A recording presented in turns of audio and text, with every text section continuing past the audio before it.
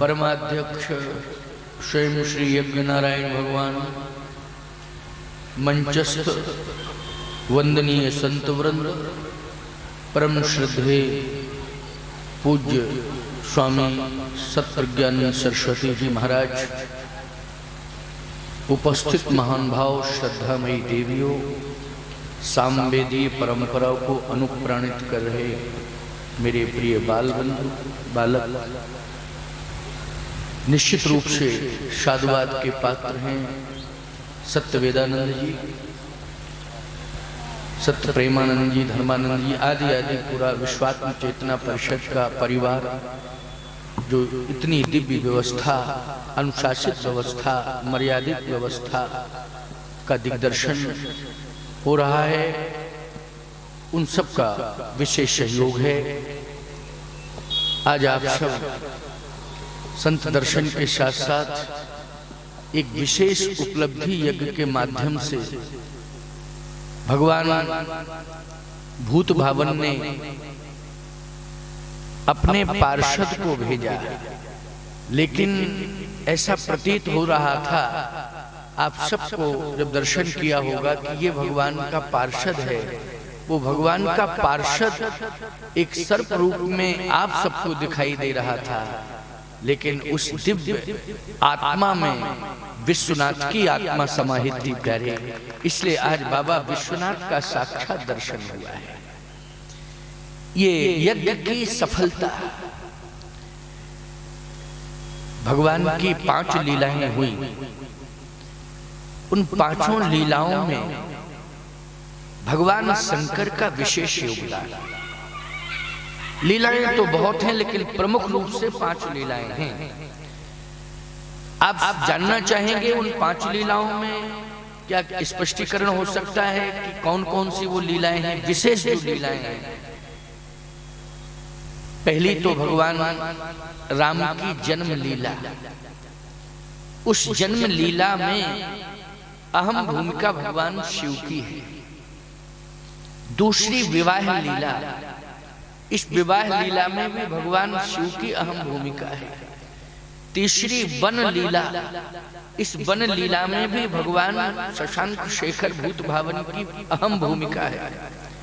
चौथी रण लीला, इस रण लीला में भी भगवान भूत भावन की विशेष भूमिका, और भगवान की जो विशेष लीला हुई है, उन विशेष लीलाओं में अति विशेष लीला राज्याभिषेक की लीला है। इस राज्य लीला में भी भगवान शिव की अहम भूमिका है।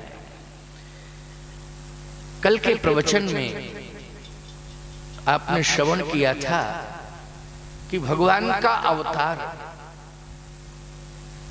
भगवान शिव ने ही मार्गदर्शन दिया था समस्त देवी देवताओं को, समस्त ऋषि मुनि महात्माओं को।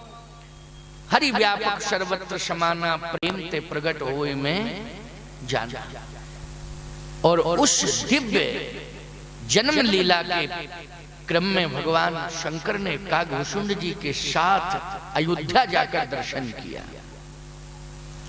आपने कल श्रवण किया। लेकिन विवाह लीला में क्या भगवान शिव दर्शक ही हैं?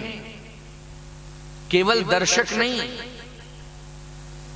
विशेष रूप से व्यवस्थापक बनकर के पहुंचे।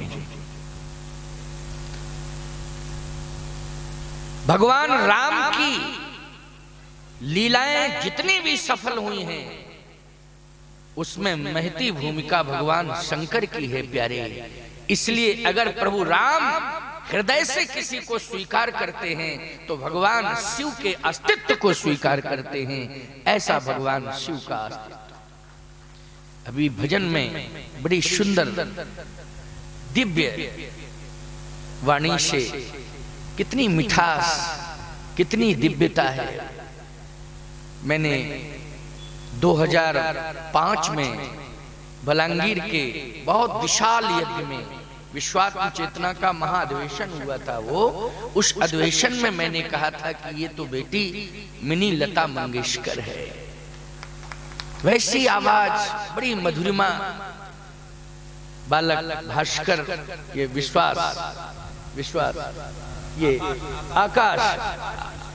आकाश विश्वाल।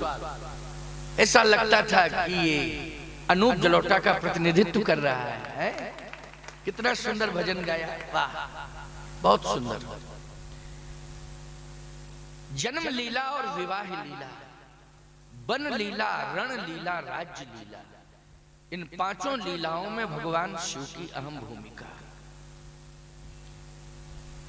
विवाह लीला में भगवान शिव की भूमिका सबसे पहले तो दर्शन के लाइन में खड़े हुए, दर्शनार्थी बन के खड़े हुए,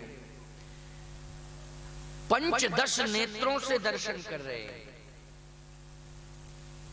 आप समझना चाहेंगे कि प्रमाण है, हाँ प्रमाण ही है, तभी तो कह रहा हूं। शंकर राम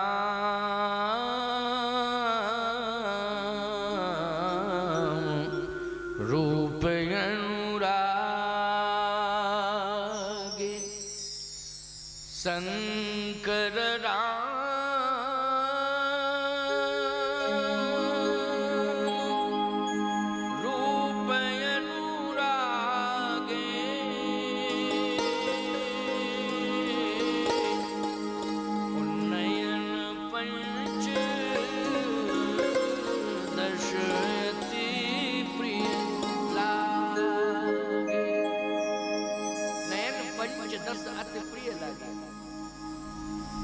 आज आनंदा अनुभूति कर रहे हैं भगवान शंकर। ये विवाह है, सांसारिकता से परे है, वो तो अनादि है। गिरा रथ जल बीच सम कहियत, भिन्न न भिन्न बंदहु सीता राम पद जिन्हि परम प्रिय खिन्न। लेकिन आज आनंद ले रहे हैं, संपूर्ण संसार को आनंद देने के लिए भगवान की लीलाएं हैं। ये संसार को आनंद देने के लिए लीला कर रहे हैं भगवान। भगवान शिव, कल विधायक जी आए हुए थे, उन्होंने एक बात कही थी कि मेरा समस्याओं में मौन रहना तो उचित नहीं होगा। समस्याओं में मौन रहना, प्यारे थोड़ा सा अर्थ समझने की कोशिश करिए। तत्काल अगर कोई समस्या आती है, आप मुखर होकर के अगर उसका विरोध करते हैं तो समस्या बढ़ेगी। आप तत्क्षण मौन हो जाइए और मौन होकर के चिंता छोड़ दीजिए, चिंतन करने लग जाइए, अपने आप समस्या का समाधान हो जाएगा, समस्या अपने आप समाप्त हो जाएगी। आज मौन न रहकर मुखर हो रहे हैं, इसीलिए तो भारत की समस्या बढ़ रही है। तत्क्षण तो आपको मौन रहना ही पड़ेगा, और यदि मौन नहीं रहेंगे तो विवाद की स्थिति पनपेगी। और यदि आप मौन होकर के चिंता छोड़ के चिंतन में लग जाएंगे तो वही समस्या समाधान में परिणित हो जाएगी और विवाद संवाद में बदल जाएगा। ये मैं दावे से कह रहा हूं। इसलिए घर घर में आज कोई बात उठती है तो उसका तत्क्षण प्रतिरोध होने लगता है, और उसका प्रतिरोध जब तत्क्षण होता है तो प्रतिक्रिया बड़ी विभत्स हो जाती है और समस्या बढ़ जाती है। आप नेत्र बंद करके मौन होकर के चिंतन कर लीजिए थोड़ा, और चिंतन जैसे ही आप करेंगे तुरंत ही समाधान मिलेगा, इसमें संदेह है ही नहीं। भगवान शंकर जनकपुर में है, समस्या के रूप में धनुष रखा हुआ है। क्यों रखा है ना धनुष? ये धनुष समस्या है। आप कहोगे जगत गुरु जी ये समस्या, धनुष तो समाधान होना चाहिए क्योंकि ये भगवान शंकर का धनुष है, ये समस्या कैसे? ये तो समाधान के रूप में होना चाहिए। प्यारे समस्या इसलिए है क्योंकि महाराज श्री जनक ने अपनी बेटी के विवाह में धनुष को माध्यम बना दिया कि नहीं? धनुष बल का प्रतीक है। जनक जी कहते हैं जो इसे तोड़ेगा मेरी बेटी उसी का वर्ण करेगी। अब कल्पना करिए, बेटी की उम्र है 6 वर्ष की। जब जनक जी ने घोषणा की, जानकी जी की उम्र जो है 6 वर्ष की। धनुष तोड़ने वाला, अब बेटी अगर 6 वर्ष की है तो ज्यादा से ज्यादा वर उसके लिए 10 वर्ष का हो चलेगा?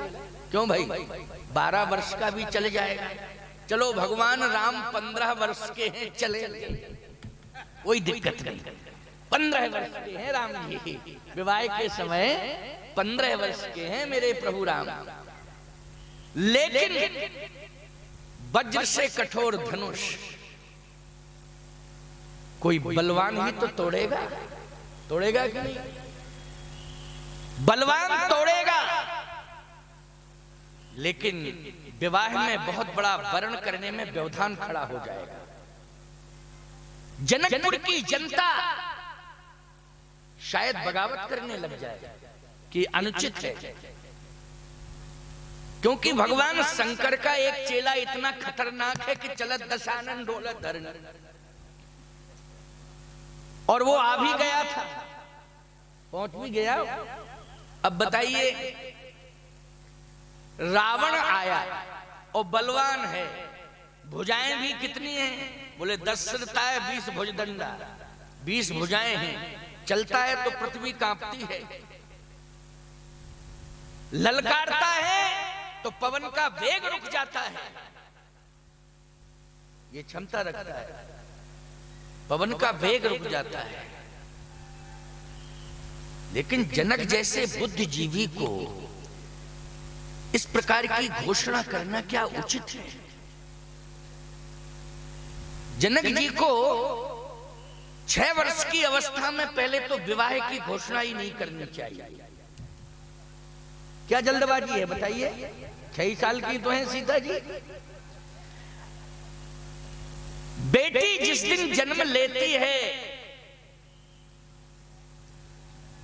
वर्तमान में आज महसूस कर रहा हूं मैं, पूरा समाज महसूस करता है कि बाप के सामने एक विवाह की समस्या खड़ी हो जाती है। क्यों हो जाती है कि नहीं? किसकी समस्या? विवाह की समस्या। लेकिन मैं कहता हूं, जिस दिन बेटी जिस घर में जन्म लेती है, ये विश्वात्म चेतना परिषद के तत्वाधान में रुद्र महायज्ञ हो रहा है। स्वामी जी ने कई वर्षों से परिकल्पना की होगी, नहीं तो कई महीनों से तो की होगी कि नहीं? वर्षों से नहीं तो कई महीनों से ये परिकल्पना की होगी, और फिर एक ऐसा सुनिश्चित मुहूर्त निकाला होगा जिसमें भूमि पूजन किया होगा कि नहीं? तब ये विराट यज्ञ हो रहा है। लेकिन जिसके घर में जिस दिन बेटी का जन्म हो जाता है, बिना मुहूर्त के उस दिन यज्ञ का भूमि पूजन उसके घर में हो, मुहूर्त निकालने की जरूरत नहीं पड़ती है। उसी दिन यज्ञ का भूमि पूजन बोलो हो जाता है कि नहीं हो जाता है? और जिस दिन बेटे का जन्म होता है जिस घर में, उस दिन निश्चित रूप से सुनिश्चित हो जाता है कि अब तो भूमि जमीन जायदाद हैंड ओवर करनी ही पड़ेगी, चाहे लायक हो चाहे ना लायक हो। क्यों भाई? चाहे जैसा हो, लेकिन जो भी हमारे पास जमीन जायदाद प्रॉपर्टी है वो इसके हैंड ओवर करनी ही पड़ेगी। बोलो भाई, इसका मतलब है बेटा घर में जब पैदा होता है तो अधिकार लेकर के पैदा होता है, और बेटी संस्कार लेकर के पैदा होता है। इससे स्पष्टीकरण हो रहा है। बेटी जन्म से ही संस्कार लेकर के पैदा होती है कि इस घर में मैं यज्ञ कराऊंगी, और बेटा जिस दिन पैदा होता वो अधिकार लेकर के कि मेरा अधिकार है मुझे मिलेगा ही मिलेगा। जनक जी 6 वर्ष की बालिका, 6 वर्ष की बेटी श्री जानकी जी, जनक जी को क्या जल्दी पड़ी थी कि उन्होंने घोषणा कर दी कि सो पुरारी को दंड कठोरा, सो पुरारी को दंड कठोरा, राज समाज आज जुई तोरा, त्रिभुवन जय समेत वैदेही, बिनहि विचार बरे हटते ही।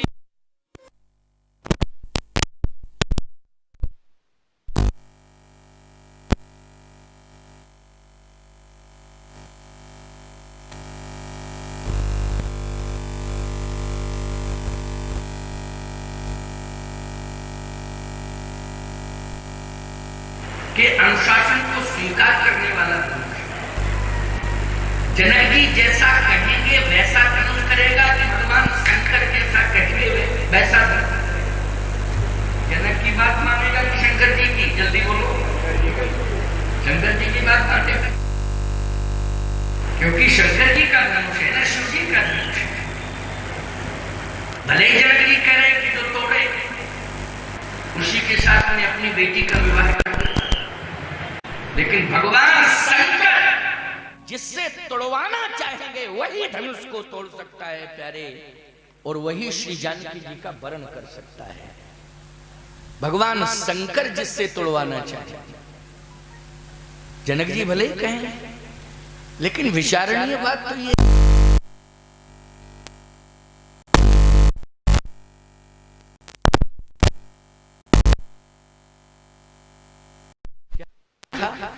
ये धनुष वज्र से कठोर तो है ही, लेकिन इसमें वजन भी बहुत है।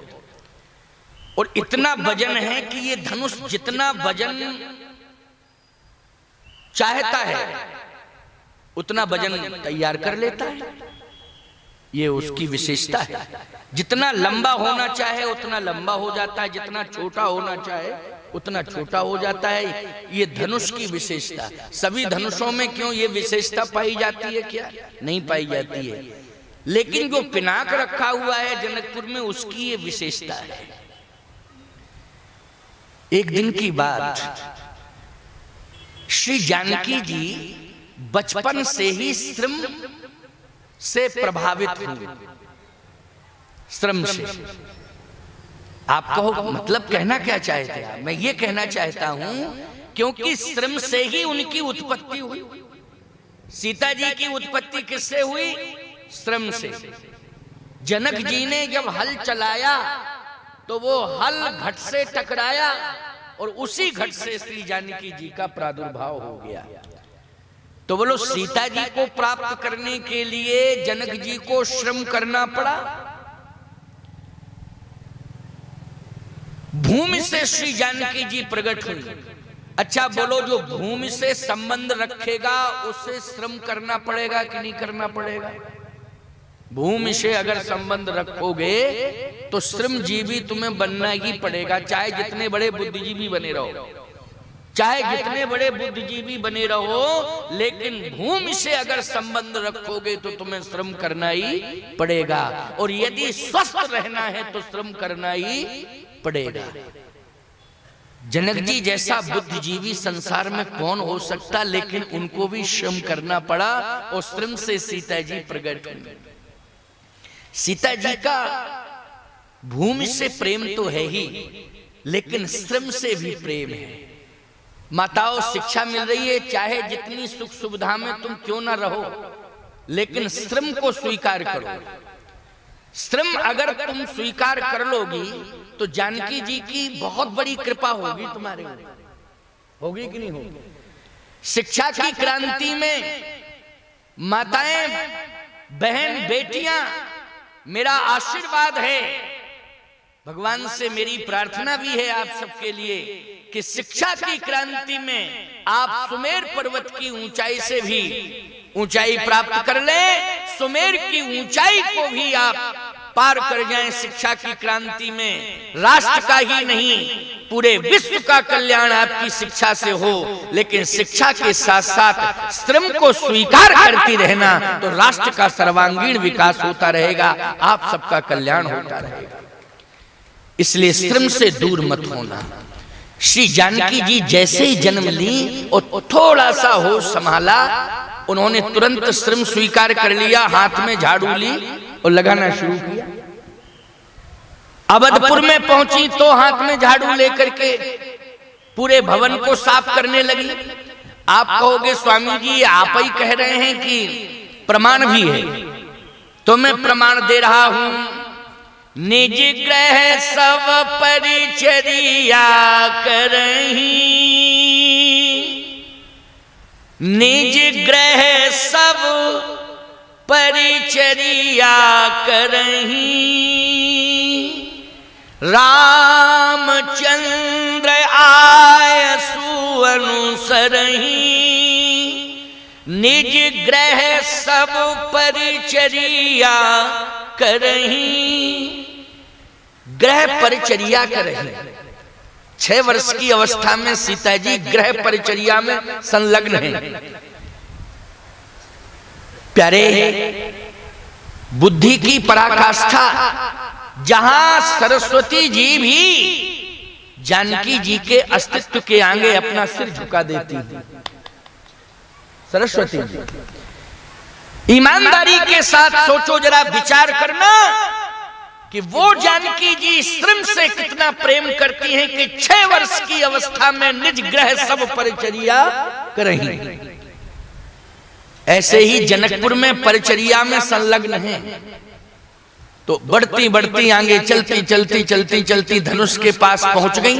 अब धनुष के नीचे बहुत सारा कचरा पड़ा हुआ था, तो सीता जी ने बाएं हाथ से धनुष को उठाया और एक तरफ किया और दाहिने हाथ से झाड़ू से उसके नीचे का भाग जो कूड़ा कचरा पड़ा था उसको साफ करने लगी। इसके बाद फिर वहीं धनुष रख दिया। अब 6 वर्ष की बेटी की छोटी छोटी बइयां होती ना, बइयां बुझाएं क्या बोलते हैं, बइयां भी समझ जाते हो, बाहें छोटी छोटी, हाथ हम बइयां हमारे यहाँ अवधी भाषा में बइयां कहते हैं। छोटी छोटी बइयां, छोटी छोटी जांघें, छोटे छोटे हाथ श्री किशोरी जी के कोमल छोटे छोटे, और बाएं हाथ से धनुष को उठाया, दाहिने हाथ से साफ किया, फिर वहीं रख दिया। जनक जी ने देखा, ओहो, इस धनुष को तो मैं भी नहीं उठा सकता, इस धनुष को बड़े बड़े बलवान नहीं उठा सकते, लेकिन मेरी बेटी ने 6 वर्ष की अवस्था में इस धनुष को उठा लिया। इसका मतलब मेरी बेटी आदि शक्ति के रूप में अवतरित हुई है, मेरे घर में आदि शक्ति आई है। आदि शक्ति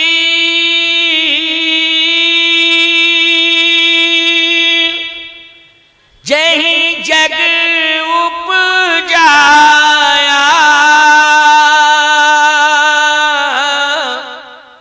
सो अवतर मोर यह माया। जानकी जी शक्ति नहीं है, आदि शक्ति है। इसका मतलब है कि मेरी बेटी आदि शक्ति है।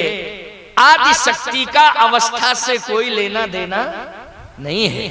बोलो भाई, आदि शक्ति जन्म लेती है, प्रकट होती है, लेकिन प्रकट होते ही उसका विराट रूप हो जाए, लघु रूप हो जाए, लघु से विराट, विराट से लघु। बोलो ये क्षमता किसमें है? आदि शक्ति में। अघटित घटना पटीयसी, जो संभव को असंभव करे, असंभव को संभव करे, ये शक्ति श्री जानकी जी में पाई जाती है। आदि शक्ति आ गई है। आदि शक्ति का वर्णन परब्रह्म ही कर सकता है और कोई नहीं कर सकता। कौन कर सकता है? परब्रह्म। परब्रह्म के अलावा कौन करेगा वर्णन? लेकिन परब्रह्म की पहचान कैसे हो? जनक जी ने कहा धनुष को माध्यम बना दे। क्यों भाई, किसे माध्यम बनाए? धनुष को। पहचान हो जाएगी कि ये परब्रह्म आ गया। अब बताइए, जनक जी का डिसीजन मुझे तो लगता है कि सराहनीय है कि नहीं?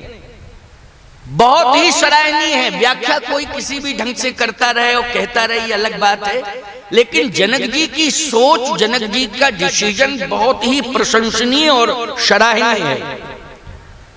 जनक जी ने कहा कि परब्रह्म की पहचान का माध्यम बना दूं धनुष को, कि अगर धनुष को कोई तोड़ेगा तो पहचान हो जाएगी कि ये परब्रह्म है, और परब्रह्म ही आदि शक्ति का वर्ण कर सकता है और किसी में क्षमता नहीं है। अब सोचो जरा, परब्रह्म और आदि शक्ति दोनों का परिणय, ये सामर्थ्य जनक में भी नहीं है। आदि शक्ति और परब्रह्म का परिणय बंधन यदि हो सकता है तो वो सामर्थ्य केवल भगवान शिव के अंदर है और किसी के अंदर नहीं है। मध्यस्थता शिव को करनी पड़ेगी। किसे करनी पड़ेगी? शिव को करनी पड़ेगी, भगवान शिव को करनी पड़ेगी। इसलिए हमारे यहां शिव जी का विशेष अस्तित्व है, विशेष अस्तित्व है। भगवान राम ने भी शिव जी के अस्तित्व को स्वीकार किया है, परशुराम जी ने भी शिव जी के अस्तित्व को स्वीकार किया है। दोनों ही भगवान हैं, बोलो है कि नहीं? अगर गुरु के रूप में भगवान परशुराम ने वर्ण किया है तो भगवान शंकर का किया है, और भगवान राम ने भी अगर गुरु रूप में वर्ण किया है तो भगवान शंकर का किया है, परशुराम जी ने भी और राम जी ने भी। बहुत सारे लोग ऐसे हैं जो कहने लगते हैं कि स्वामी जी, परशुराम जी तो विवाद करने आए थे न जनकपुर में। परशुराम जी फरसा लेके आ गए और उन्होंने तमाम प्रकार की चर्चाएं की, लेकिन भ्रम का निवारण कर रहा हूं, बस तुम लोग तो सुनते जाना। पूरी तरह से भ्रम का निवारण होगा, बस मन की एकाग्रता, एक एक शब्द बहुत ही सरल होगा और आसानी से समझ में आ जाएगा। क्योंकि कथा में मन की एकाग्रता बहुत अनिवार्य है, बहुत ही अनिवार्य है। व्यस्तता तो तुम्हारी बढ़ती रहेगी और बढ़ती जा रही है, सभी की बढ़ती जा रही है। अरे एक रिक्शा चलाने वाला है, उससे पूछो हमारी बात सुन लो, बोले अभी फुर्सत नहीं है महाराज जी, राम राम दूर से। रिक्शा चलाने वाला भी व्यस्त है, वो भी किसी की सुनना नहीं चाहता है। आप तो बहुत ही ज्यादा व्यस्त हैं, कोई व्यापार में व्यस्त है तो कोई व्यवहार में व्यस्त है, क्यों भाई? और कोई घर द्वार में ही व्यस्त है, अपने अपने ढंग से सब व्यस्त हैं, क्यों भाई? और कुछ लोग तो ऐसे हैं जो फालतू में ही व्यस्त हैं, कोई मतलब ही नहीं है फिर भी व्यस्त हैं। उनसे पूछो कि क्यों, क्या बात है, क्यों व्यस्त हो? बोले मेरी समझ में नहीं आता मैं क्यों व्यस्त हूं। ऐसा भी बोलते हैं, मेरी समझ में नहीं आ रहा मैं क्यों व्यस्त हूं। लेकिन जीवन धन्य तुम्हारा हो रहा है कि तुम कथा सुन रहे हो, संतों का दर्शन कर रहे हो, यज्ञ भगवान की परम सन्निधि में हो। इससे बड़ा सौभाग्य और क्या हो सकता है? बोलो। शंकर जी विश्वनाथ हैं, लेकिन उन्हें फुर्सत मिल गई यज्ञ में आने की, आज आ गए कि नहीं आ गए? लेकिन तुम्हें फुर्सत ही नहीं मिल रही, तुम शंकर जी से भी ज्यादा व्यस्त हो, क्यों भाई? फुर्सत ही नहीं मिल रही है। लेकिन भगवान शंकर को फुर्सत मिली, देखो आ गए, दर्शन दिए और साकार स्वरूप हो गया। क्यों भाई? हो गया कि नहीं? इतना विशाल नाम, अद्भुत अद्वितीय, ये भी नहीं कि छोटा हो, अतला पतला हो, अच्छा था, क्यों भाई? बहुत ही बढ़िया दिव्य स्वरूप था। तो आइए सुनिए, समझने की कोशिश करिए। परब्रह्म जा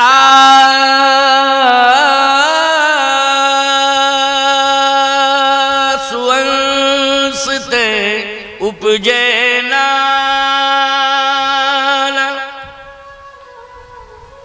प्रमाण क्या है कि वो परब्रह्म जो है अयोध्या में आया।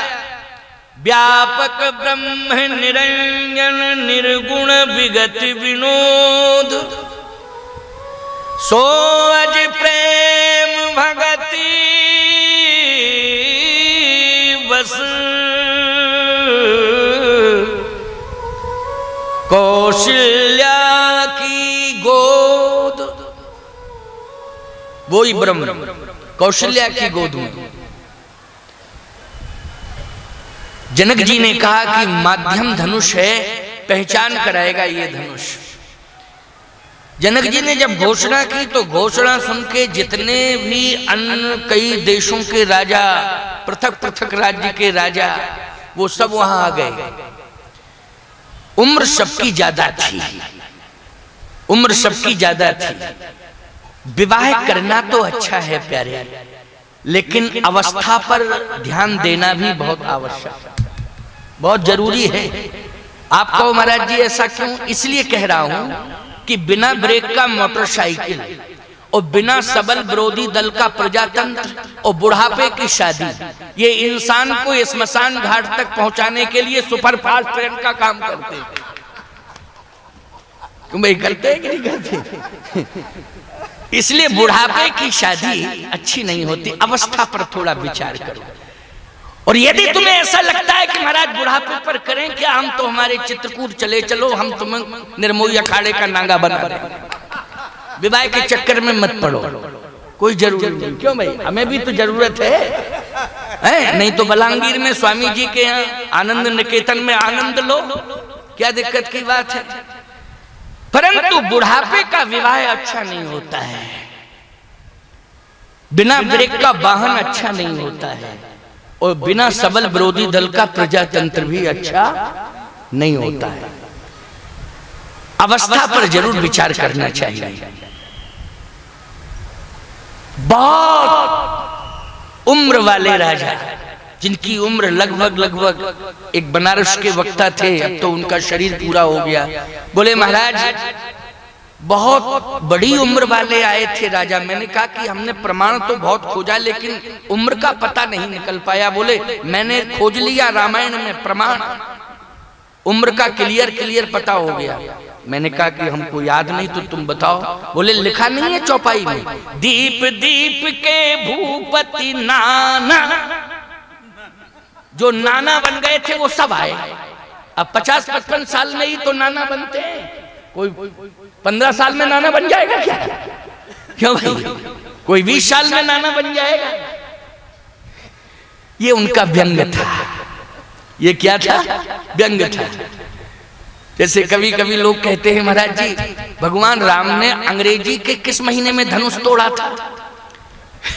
कुछ लड़के ऐसा प्रश्न करते हैं, अंग्रेजी के किस महीने में धनुष तोड़ा था? तो बनारस के जो विद्वान थे, अब तो उनका शरीर पूरा हो गया, मेरे मित्र थे, बोले जगत गुरु जी आप तो कह दिया करो ना, उसमें भी क्लियर महीना है। मैंने कहा उसमें क्लियर महीना कहाँ है? बोले ये स्पष्ट लिखा है, काछत लाभ जून धन तोरे, जून के महीने में राम जी ने धनुष तोड़ा। वो व्यंग करते थे। अब तो उनका शरीर नहीं है, लेकिन कथावाचक तो अच्छे थे, परंतु व्यंग भी करते थे। प्यारे, दीप दीप के भूपति नाना आए हैं, सुनी हम पंठाना। सारे राजा जितने अन्य अन्य देशों के सब बैठे हुए हैं, पृथक पृथक देशों के राजा बैठे हैं। कहे कि जितने राज्य थे सारे के सारे राज्यों के आ गए। बोले हाँ सारे राज्यों के राजा, कोई राज्य बचा ही नहीं। कहे नहीं ऐसा नहीं कह सकते, अवध राज्य बचा है। दशरथ जी कहाँ? ये नहीं कहा जाता कि सारे के सारे राज्यों के राजा आ गए। बोलो अवध राज है कि नहीं? अवध राज के राजा दशरथ कहाँ आए? कहे दशरथ केवल अवध के ही राजा नहीं है। बोले फिर? बोले दशरथ केवल अवध के ही राजा नहीं है। दशरथ जी महाराज तो आंगे हुए जह सुरपत ले ही अरद सिंहासन आसन देई। इंद्र भी उन्हें आधा सिंहासन देता है। इसका मतलब है कि वो अवध के ही राजा नहीं है, वो स्वर्ग के भी राजा है। तो दशरथ जी महाराज आए क्यों नहीं? इसलिए नहीं आए क्योंकि दशरथ जी की 60,000 वर्ष की आयु हो चुकी थी। कितनी आयु हो गई थी? 60,000 वर्ष की आयु। किसी ने कहा महाराज जी 3 विवाह वो करा चुके थे पहले से ही, इसलिए उन्होंने सोचा होगा। हमने कहा नहीं, 3 विवाह का अर्थ ये नहीं है कि दशरथ जी ने शौक के लिए 3 विवाह कराए।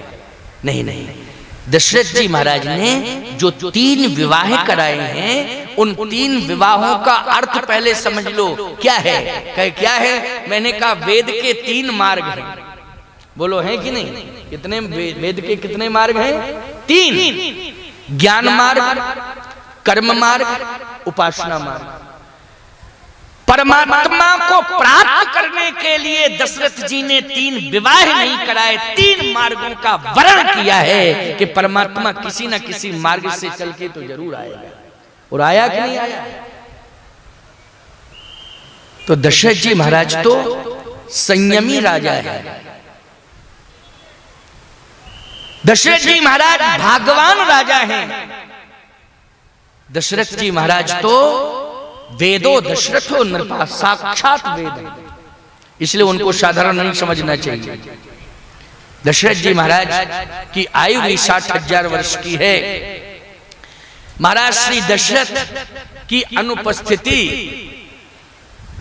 आज सारे संसार के लोगों को दिखाई दे रही है कि मिथिला में महाराज श्री जनक नहीं है।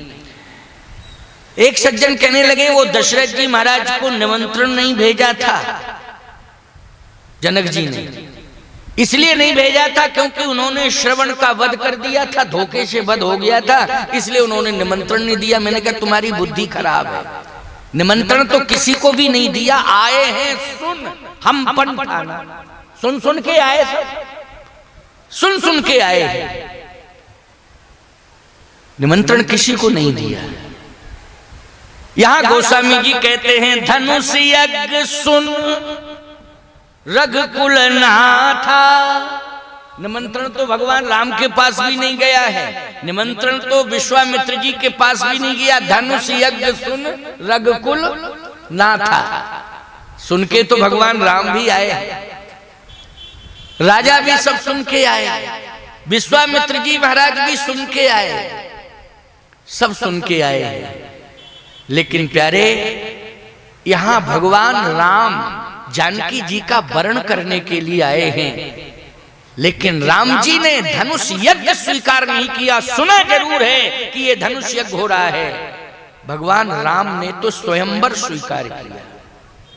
स्वयंवर, कोई धनुष तोड़ देता तो जनक जी कहते हैं कि मेरी बेटी उसका वर्ण करेगी ही करेगी, बिना ही विचार बर हट तेगी। लेकिन स्वयंवर में हट नहीं होता है, स्वयंवर में तो स्वयं बेटी ही वर्ण करती है। बोलो करती है कि नहीं करती है? और जहां स्वयं बेटी वर्ण करने लग जाए, ईमानदारी के साथ बताओ, वहां बेटी की आस्था, बेटी की व्यवस्था और बेटी का समर्पण अंतःकरण से होगा कि नहीं होगा? बोलो, समर्पण, आस्था और व्यवस्था वर की प्राथमिकता है यहां व्यवस्था में। यहां धन की प्राथमिकता नहीं है व्यवस्था में, यहां वर की प्राथमिकता है व्यवस्था में। सीता जी ने वर को प्राथमिकता दी है, सीता जी ने परब्रह्म को प्राथमिकता दी है, सीता जी ने मर्यादा को प्राथमिकता दी है। श्री जानकी जी ने अगर प्राथमिकता दी है तो चरित्र नायक भगवान राम को प्राथमिकता दी है। इसलिए सीता जी का वर्ण जगत कल्याण के लिए है, अपने ही कल्याण के लिए नहीं है। राम जी का वर्ण श्री जानकी जी के लिए जगत कल्याण के लिए है, जगत का कल्याण। लेकिन यहां वर्ण में स्वयंवर है। धनुष यज्ञ तो देखने वालों को लग रहा है, स्वयंवर कैसे है? भगवान शंकर पुष्पवाटिका में है, गौरा जी का मंदिर पास में है। चर्चा ये है, गौरा जी का मंदिर पुष्पवाटिका में है, भगवान शंकर भी पुष्पवाटिका में है, श्री जानकी जी भी पुष्प वाटिका में हैं और भगवान राम भी पुष्प वाटिका में पहुंच गए। बोलो पहुंच गए कि नहीं पहुंच गए?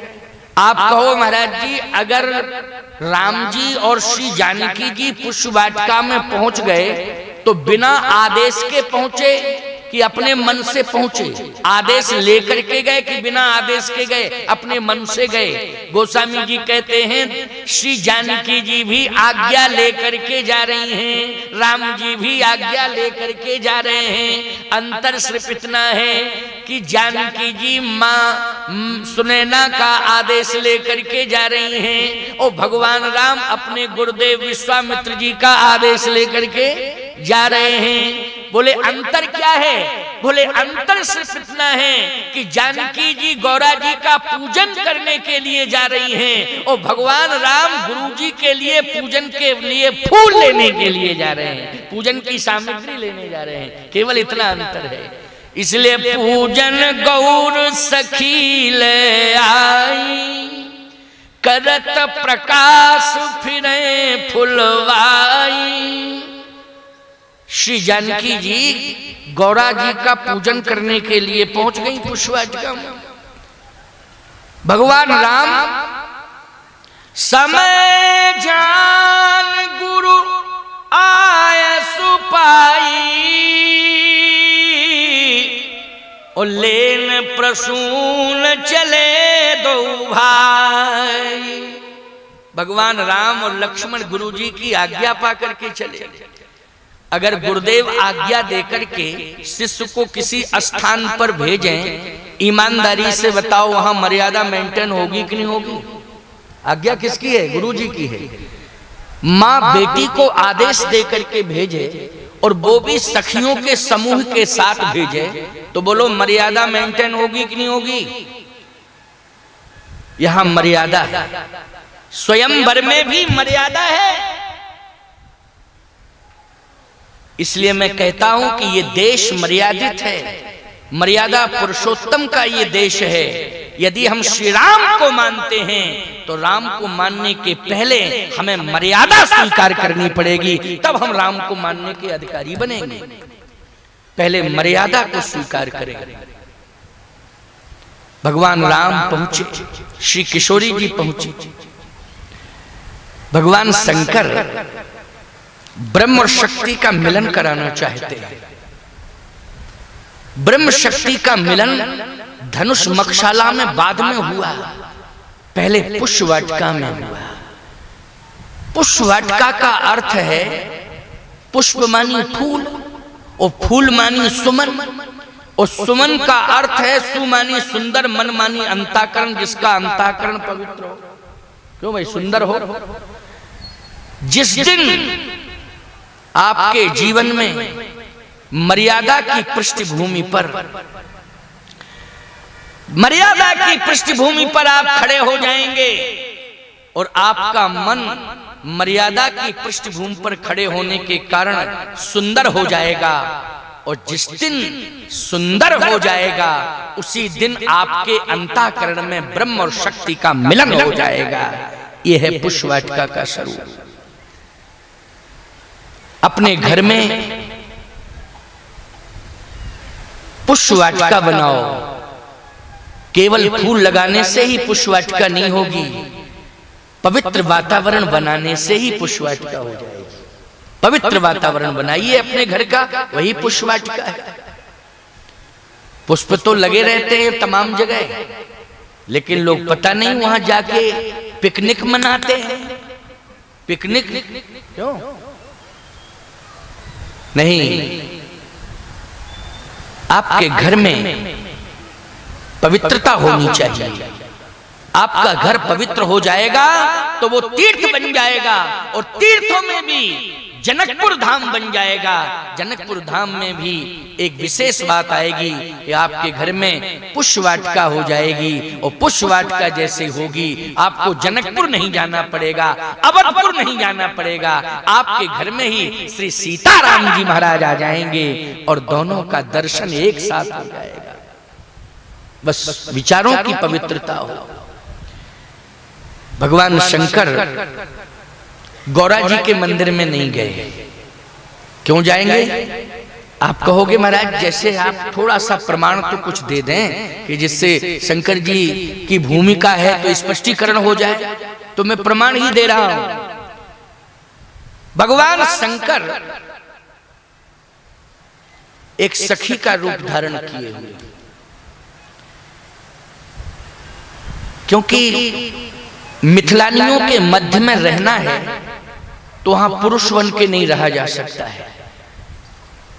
श्री किशोरी जी का नेतृत्व संभालना है तो वहां पुरुष बन के नहीं संभाला जा सकता है। वहां तो मर्यादा में महिला का रूप धारण ही करना पड़ेगा। भगवान शिव ने यहां चतुर्सखी का रूप धारण किया है। जब भगवान शंकर का आवाहन किया प्रभु राम ने तो मुस्कुराते हुए भोले बाबा बोले कि आज जनकपुर में मेरी जरूरत क्या पड़ गई? तो भगवान राम ने कहा जरूरत पड़ गई है तभी तो भोले बाबा आपको याद किया है, और जरूरत पर ही मैं आपको याद करता हूं, बाकी तो आप भांग खा के मस्त रहते हैं। लेकिन जब जरूरत पड़ती है तब आपका आवाहन करते हैं तो आप कृपा करके आ जाते हैं, और आज जरूरत ही तो पड़ गई तभी तो मैं याद कर रहा था आपको, और आप आ गए, पधार गए। बहुत बड़ी कृपा है आपकी। तो बताइए ना क्या जरूरत है मेरी? जरूरत ये है कि स्वयंवर होना चाहिए जनकपुर में। महाराज श्री जनक धनुष यज्ञ कर रहे हैं, लेकिन धनुष यज्ञ नहीं, ब्रह्म शक्ति के मिलन में स्वयंवर होना चाहिए। इसमें शर्त किस बात की? ठीक है, जनक जी की लौकिक दृष्टि है और आध्यात्मिक दृष्टि भी है जनक जी की, ऐसा नहीं, लेकिन बहिरंग दृष्टि में तो ये घोषणा उचित प्रतीत नहीं हो रही है कि जो धनुष को तोड़े वही विवाह करेगा मेरी बेटी, उसका वर्ण करेगी, और नहीं तो वो उसको विवाह करने का अधिकार होगा। मैं अधिकार देता हूं, बिना ही विचार बरे हट हट जबरदस्ती विवाह कर सकता हूं। स्वयंवर होना चाहिए, और स्वयंवर की मध्यस्थता आपको करनी होगी। भगवान शंकर ने कहा मजबूरी ये है कि श्री जानकी जी के साथ अगर मुझे रहना पड़ेगा तो पुरुष बनकर के मैं नहीं रह सकता हूं। तो भगवान राम ने कहा महिला बन के रहिए। शंकर जी ने कहा महिला बनना बहुत कठिन है, महिला बनना बहुत कठिन है। हाँ, महिलाएं अन्यथा न लें। महिला का अर्थ जानते हो क्या होता है? झोपड़ी में भी अगर इनका नारी का चरण पड़ जाए तो वो झोपड़ी महल बन जाए। अब बताइए, ये लक्ष्मी है साक्षात, ये साक्षात लक्ष्मी है। तुम्हारा चरण जिस झोपड़ी में पड़ जाए वो महल बन के तैयार हो जाए। अब महिला अर्थ महत्वपूर्ण है कि नहीं? बोलो, इसको साधारण समझोगे तो कितना महत्वपूर्ण है। महल बना दिया तुमने। और आजकल वर्तमान में अर्थ थोड़ा दूसरा निकलने लगा। क्या? कि जिस महल में पहुंच जाए तो कहो ऐसा वातावरण बन जाए कि महल ही हिलने लगे, महल ही हिलने लग जाए। लेकिन नहीं, आप सब जितनी देवियां बैठी हैं झोपड़ी को महल बनाने वाली हैं। आप महल को हिलाने वाली नहीं है, झोपड़ी को महल बनाने वाली है। क्योंकि अभी हमें 3 दिन कथा और कहनी है, कल से आना बंद कर दो। इस तरह से जगत गुरु बोलते हैं तो क्या करें वहां जाए?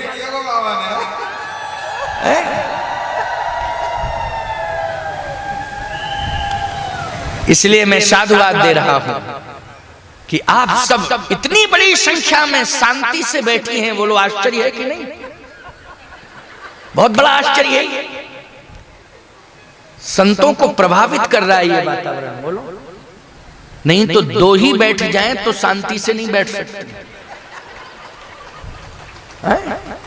यहां सैकड़ों की संख्या में बैठी हैं, कितनी शांति से बैठी हैं।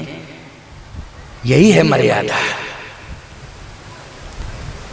यहां बार बार मंच से ये नहीं कहा जा रहा है कि शांति का परिचय दीजिए, शांति का परिचय दीजिए। ये तो कहना पड़ता, शांति का परिचय दीजिए, शांति का परिचय दीजिए, ये कहा जाता है कि नहीं?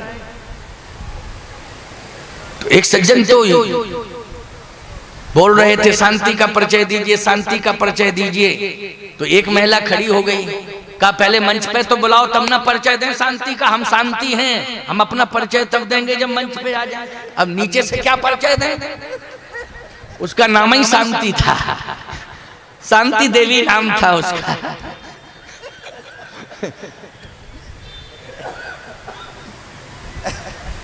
भगवान शंकर ने कहा महिला बनना सरल नहीं है।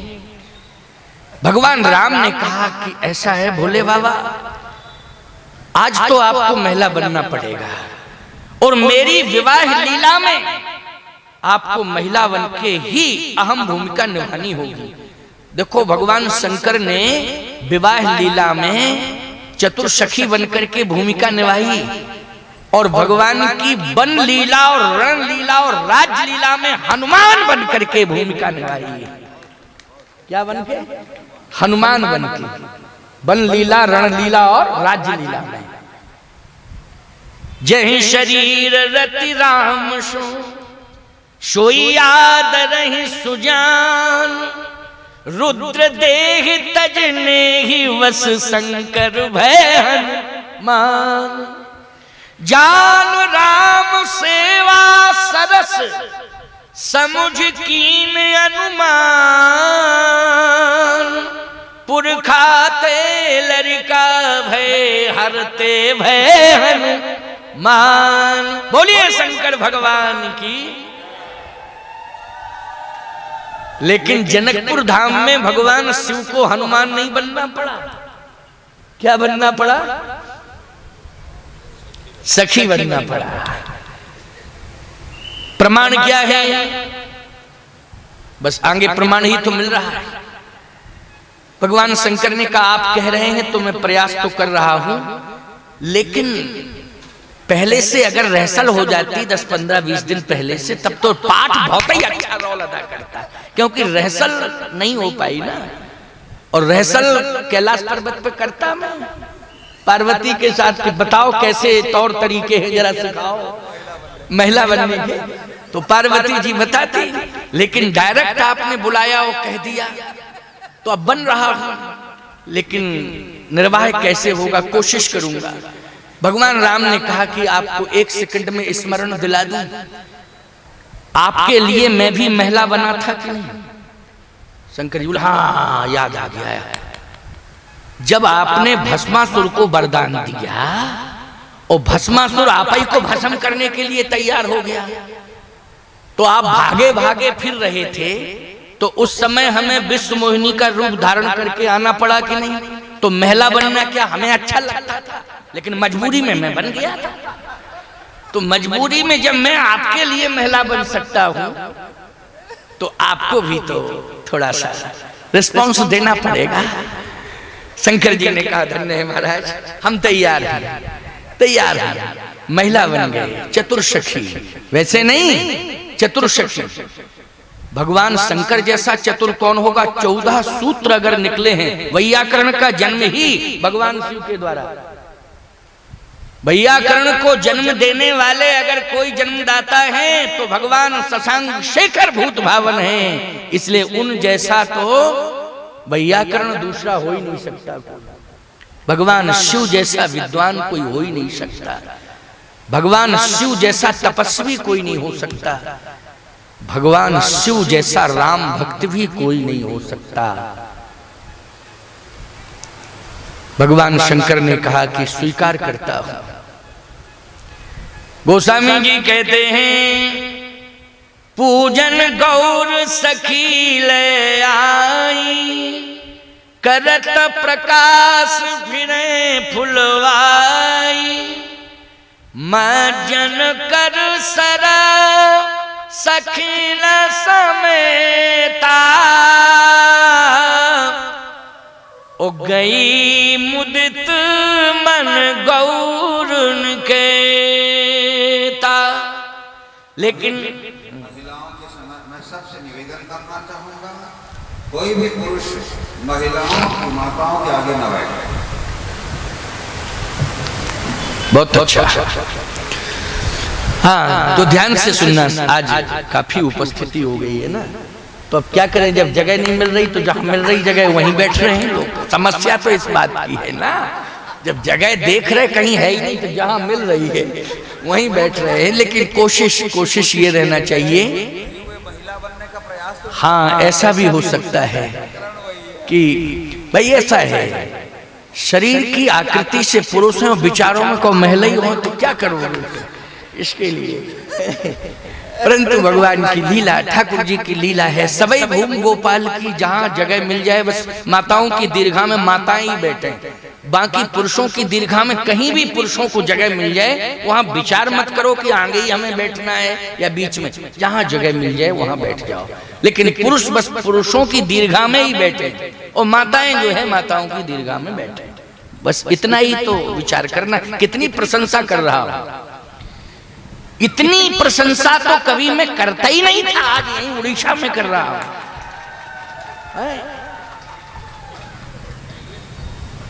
उसका प्रभाव तो पड़ना ही चाहिए। आओ ध्यान से सुनो। मज्जन कर सर सखन समेता, गई मुदित मन गौरन केता।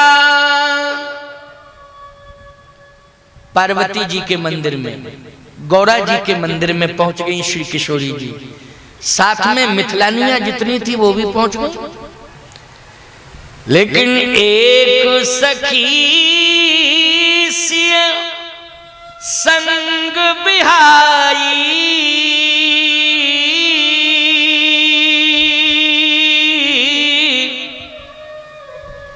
ओ गई रही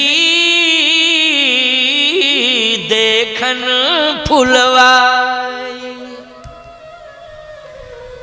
एक सखी से संग ब्याई, वो एक सखी कौन है जो गौरा जी के मंदिर में नहीं गई? क्यों भाई, मानस की चौपाई है ये कि मैंने बना ली है मंच से, मानस की अर्धाली है। तुलसीदास जी ने लिखा, भगवान शंकर ने हस्ताक्षर किया है। रामचरित मानस की प्रति पर भगवान शंकर का हस्ताक्षर है, इसलिए ये प्रमाणित है ग्रंथ। बहुत से लोग कहते हैं ये तो हिंदी भाषी ग्रंथ है। मैं कहता हूं हिंदी भाषी अगर ग्रंथ है तो उसको पूरा पढ़ के समझिए। तो भाषा में तुम्हें हिंदी लग रही है, लेकिन वस्तुतः ये पढ़ने में तुम्हें हिंदी लग सकती है, ये भाषा हिंदी की लग सकती है, लेकिन ये वाणी महादेव की वाणी है। रच महेश निज मानस राखा, पाए सुसमय सिवासन वाखा। महादेव की वाणी है। तो महादेव की वाणी साधारण वाणी हो सकती है? एक सखी सिय संग बिहाई, ओ गई रही देखन फुलवाजी। तह दो बंधु बिलो के जाई,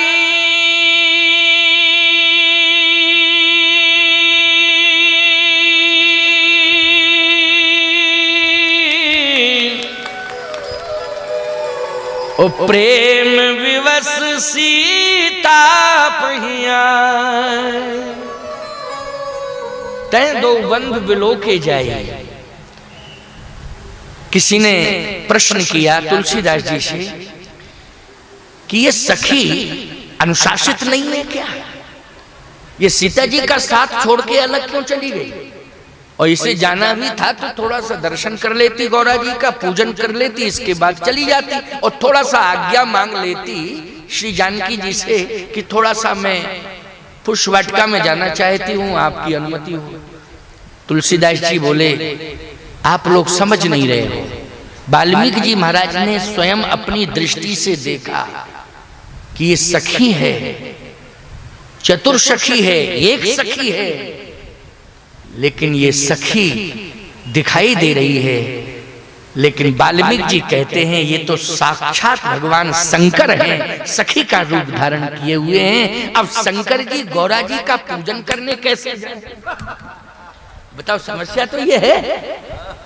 अच्छा, अगर शंकर जी गौरा जी का पूजन करने चले जाते तो ये रिकॉर्ड बन जाता, फिर घर में सबको पूजा करनी पड़ती। क्यों भाई, करनी पड़ती कि नहीं? ये नियम रिकॉर्ड ही बन जाता वो तो, और रिकॉर्ड बनता तो फिर तो है बड़ी समस्या हो जाती। नहीं करते पूजा तो यही चर्चा होती कि जब शंकर जी कर सकते हैं गौरा जी का पूजन तो तुम क्यों नहीं कर सकते हो? करो पूजन, करना पड़ता पूजन, बड़ी समस्या थी। है?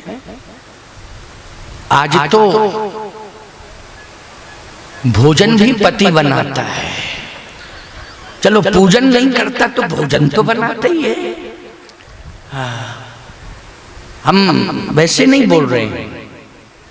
एक जगह गए घर में तो कहे स्वामी जी के लिए थोड़ा सा गाय का दूध गर्म हो जाए। हमारे शिष्य ने कहा तो स्वामी जी ले लेंगे, बाकी तो और कुछ लेंगे नहीं। तो मैंने कहा देखो ठंडा दूध नहीं लेता हूँ, गाय का दूध हो, देसी गाय का दूध हो, लेकिन गर्म करके लाओ, वैसे नहीं, क्योंकि ठंडा नुकसान करता है। तो पत्नी जैसे उठी तो पति कहता नहीं, बैठो बैठो दर्शन करो, मैं जाता हूँ अभी लाता हूँ। मैंने माथा पकड़ लिया अपना, मैंने कहा वो तो जा ही रही थी बेचारी, लेकिन वो स्वयं नहीं बैठो बैठो तुम स्वामी जी का दर्शन करो, और मैं अभी जाता हूँ दूध। मैंने कहा बिना ही दर्शन के हम ठीक हैं, तुम दोनों ही जाओ। हमने कहा तुम दोनों जाओ, एक नहीं जाओ, दोनों ही जाओ। बोले महाराज फिर आप? हमने कहा हम अपने आश्रम जा रहे हैं, अब तुम दोनों रसोई में जाओ। बताइए भाई क्या है? पत्नी अस्वस्थ अवस्था में हो, मजबूरी कोई हो, पति को जरूर सहयोग करना चाहिए, लेकिन रसोई में तो प्रवेश किसका होना चाहिए? पहले अधिकार किसका है? जल्दी बोलो। माताओं का है कि नहीं? और एक बात बताएं, ये साधारण व्यवस्था नहीं है, ये साधारण विधान नहीं है। रसोई में तुम्हारा प्रवेश करना बहुत महत्वपूर्ण है माताओं, लेकिन उसमें एक बात का ध्यान रखना, जिस भाव को लेकर के, जिस भावना को लेकर के नारी का कदम रसोई में पड़ता है, उसी भावना के आधार पर रसोई का भोजन तैयार हो जाता है। इसलिए भावना अच्छी लेकर के प्रवेश करना चाहिए, भावना अच्छी लेकर के प्रवेश करना चाहिए। अगर प्रेम लेकर के प्रवेश करोगी तो उस भोजन में प्रेम का प्रवेश हो जाएगा। और क्रोध लेकर के प्रवेश करोगी कि हमारी रोटी हम ही बनावे, तो क्रोध लेकर के अगर तुमने रसोई में प्रवेश किया और भोजन बना के तैयार कर दिया, तो जितने लोग भोजन पाएंगे क्रोध वाला, सब हल्दी घाटी के मैदान में पहुंच जाएंगे लड़ाई लड़ने के लिए। ये बात बहुत महत्वपूर्ण है, ये साधारण बात नहीं है। इसलिए ध्यान रखना है कि अच्छा विचार लेकर के प्रवेश करना है, अच्छा विचार लेकर के प्रवेश करना है। क्या है? अच्छा पकड़ रहे हो सिंहासन? क्या ठीक से पकड़ लो, वो तो पकड़ना ही पड़ेगा।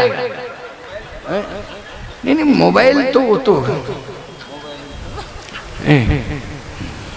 सब भाग रहा, मोबाइल आगे भाग रहा, सिंहासन पीछे भाग रहा है। ये बेचारे सब परेशान हो रहे हैं। चलो ठाकुर जी की कृपा, आनंद लो। पवित्र भावना लेकर के रसोई में प्रवेश करना है माताओं, और भाव बना करके भोजन तैयार करना है। भाव बना करके भोजन जिस दिन तैयार हो जाएगा, उस दिन तुम्हारी रसोई के अंदर इंसान नहीं भोजन करेगा, भगवान ही आकर भोजन करेगा। लेकिन भाव से भोजन बनाना। भाव वस्त्र भगवान सुख निधान करुणायन, तज ममता मदमान भजिए सदा सीता रमन। इसलिए भाव की प्रधानता होनी चाहिए। जाके रही भावना जैसी, प्रभु मूरत देखी तिन तैसी, जाके रही भावना जैसी।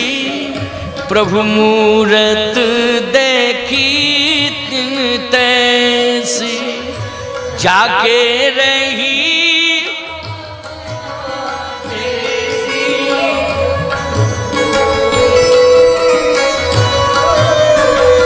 ऐसी। प्रभु मूरत देखी तिन तैसी, मूरत देखी ऐसी। प्रभु मूरत देखी तिन तैसी, प्रभु मूरत देखी। प्रभु मूरत देखी तिन तैसी। इनका भी उत्साह वर्धन कर दूं थोड़ा सा, है नहीं? अच्छा रहता है। स्वतंत्र जब मेरी राम कथा होती है ना, तो उसमें सामवेदी परंपरा का प्रवेश रहता है। यहाँ भी स्वतंत्र ही है, मैं परतंत्र नहीं हूं, ऐसा मत मानना। बस इतना अंतर है कि संतों के बीच में फंसा हूं, क्यों भाई? और संतों के बीच में रहूंगा तो ये समझ लेना, इस शरीर का कल्याण होता रहेगा। इस शरीर के रोम रोम में अनुशासन बना रहेगा प्यारे। इसलिए संतों के बीच में ही रहना चाहिए। भले ही मैं जगत गुरु हूं, लेकिन संतों के बीच में, समूह के बीच में, समाज के बीच में ही सेवाएं दो। समाज से दूर होने की कोशिश मत करो। ये जो परेशानी तुम महसूस कर रहे हो कि लोगों के बीच में मुझे परेशानियां मिल रही हैं, प्यारे तुम क्या परेशानियां सह पाओगे? तुम्हारे सामने कौन परेशानियां? समाज का उद्धार करने के लिए, पृथ्वी का उद्धार करने के लिए, समाज का कल्याण करने के लिए, सनातन संस्कृति के अस्तित्व को बचाने के लिए परमात्मा वैकुंठ का सुख छोड़ करके इस धरती पर परेशानियों का वरण करता है प्यारे, लेकिन समाज को परेशानियों से दूर करता है। स्वयं परेशानियां वरण करता है, लेकिन समाज को, संतों को, राष्ट्र को परेशानी से दूर करता है। विप्रधेन सुर संत हित लीन, मनुज अवतार निज इच्छा निर्मितन, माया गुण गो पार। इसलिए भाव की बात कर रहा हूं। भाव से भोजन बन जाए, भाव से रसोई में प्रवेश किया जाए। घर के प्रत्येक कमरे में भी जाना है तो भाव लेकर के जाओ। भाव का अभाव नहीं होना चाहिए। और तुम भी कहीं किसी के घर में जाओ तो स्वभाव लेके जाओ। अच्छा, ये नहीं कि प्रभाव लेके जाओ। हम आजकल लोग जाते हैं घरों में प्रभाव लेके जाते हैं, लेकिन क्या लेके प्रवेश करना है? सुंदर स्वभाव लेके प्रवेश करो, सरल स्वभाव लेकर के प्रवेश करो, प्रभाव लेकर के नहीं। जिस दिन तुम्हारा सरल स्वभाव हो जाएगा, उस दिन प्रभाव अपने आप बढ़ता जाएगा। प्रभाव बढ़ाने का प्रयास नहीं करना चाहिए, सहज में ही प्रभाव बढ़ता रहेगा। इसलिए सरल स्वभाव होना चाहिए। भगवान राम का कितना सरल स्वभाव है। भगवान राम ने तो स्वभाव से ही सबको बस में किया। उमा राम स्वभाव जहीं जाना, ताए भजन तज भावना आना। भगवान शंकर कह रहे हैं भगवती पार्वती जी से। इसलिए भगवान का दर्शन करने के लिए भगवान शंकर श्री राम जी का दर्शन करने के लिए जा रहे हैं। तहीं दो बंधु बिलो के जाय, प्रेम विवश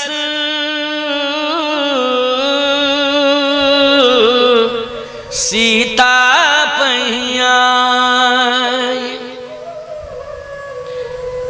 भगवान शंकर दर्शन करके लौट रहे हैं। भगवान राम का दर्शन हो गया है, लेकिन एक विशेषता है। पुष्प वाटिका में पुष्पों के बीच में दर्शन हुआ क्या?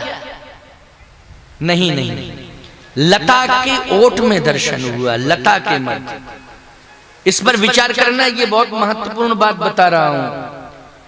पूरी वाटिका पुष्प वाटिका है, लेकिन श्री जानकी जी को भगवान शंकर ने चतुर्सखी के वेश में दर्शन कराया राम जी का, तो लता ओट तब सखी लखाए। लेकिन आप जानते हो कि लता किससे लिपटी होती है? वृक्ष से लिपटी होती है। बोलो, वृक्ष से लिपटी होती है कि नहीं? लता की ओट में भगवान खड़े हैं, क्योंकि लता वृक्ष से लिपटी है। इसका मतलब है कि लता वृक्ष से प्रेम कर रही है। भगवान ने स्वीकार कर लिया उस लता को, उस लता को स्वीकार कर लिया, क्योंकि ये लता किससे प्रेम कर रही है? वृक्ष से प्रेम कर रही है। याद रखना, अगर आप सब भी वृक्षों से प्रेम करोगे तो परमात्मा आपसे भी प्रेम करेगा। ये मैं दावे से कह रहा हूं। आप वृक्षों से प्रेम करेंगे, परमात्मा अवश्य ही प्रेम करेगा आपसे, क्योंकि सबसे ज्यादा विडंबना गौ की और वृक्षों की हो रही है, और नदियों की भी। खनन, गंगा यमुना में खनन हो रहा है, नर्मदा जी में तो साहब इतनी गहराई कर दी है कि कहीं कहीं तो 200-200, 300-300 फीट गहरा कर दिया है ये खनन माफिया। रेत लेने के चक्कर में, बालू लेने के चक्कर में विरूपीकरण करते जा रहे हैं। ये सब दोहन कर रहे हैं प्रकृति का, छेड़छाड़ कर रहे हैं प्रकृति का, खिलवाड़ हो रहा है प्रकृति के साथ। लेकिन प्रकृति से प्रेम करोगे तो परमात्मा तुमसे प्रेम करेगा, और प्रकृति को विरूपित करने की कोशिश करोगे, बिगाड़ने की कोशिश करोगे, तो परमात्मा के कोप भाजन बनोगे। इसलिए कोप भाजन नहीं बनना है, प्रेम भाजन बनो। कोप भाजन क्यों बन रहे हो? आज दर्शन हुआ भगवान शंकर को, तो वृक्ष की ओट में लता लिपटी है। भगवान शिव ने दर्शन किया। शंकर राम रूप अनुराग, नयन पंच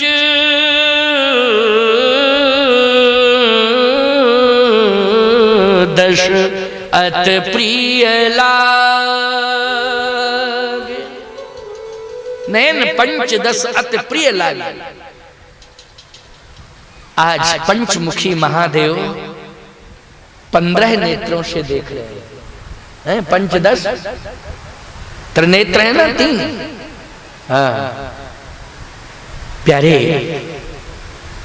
शंकर जी से किसी ने कहा कि ये तीसरा नेत्र जिसमें अग्नि है, उसको आप कभी कभी प्रयोग में लाते होंगे। भगवान शंकर ने कहा, कब? कहा जब काम आता है तो उसको जला देता हूं तीसरे नेत्र से। तो फिर राम जी को भी तो देख रहे हैं, नयन पंचदश, तो पंचदश में तीसरा आ ही गया। आ गया कि नहीं आ गया?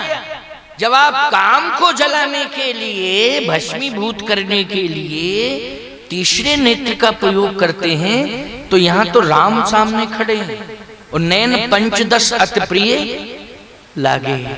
आहा, भगवान शंकर ने कहा जब मेरे सामने काम आता है तो मेरा तीसरा नेत्र अग्नि की वर्षा कर देता है। वो अग्नि की वर्षा होती है, काम जल के भस्मीभूत हो जाता है। लेकिन जब मेरे सामने राम आता है तो मेरा तीसरा नेत्र प्रेम की वर्षा करने लगता है, प्रेम की झड़ी लग जाती है। याद रखना, काम के लिए अग्नि और राम के लिए प्रेम। आप सब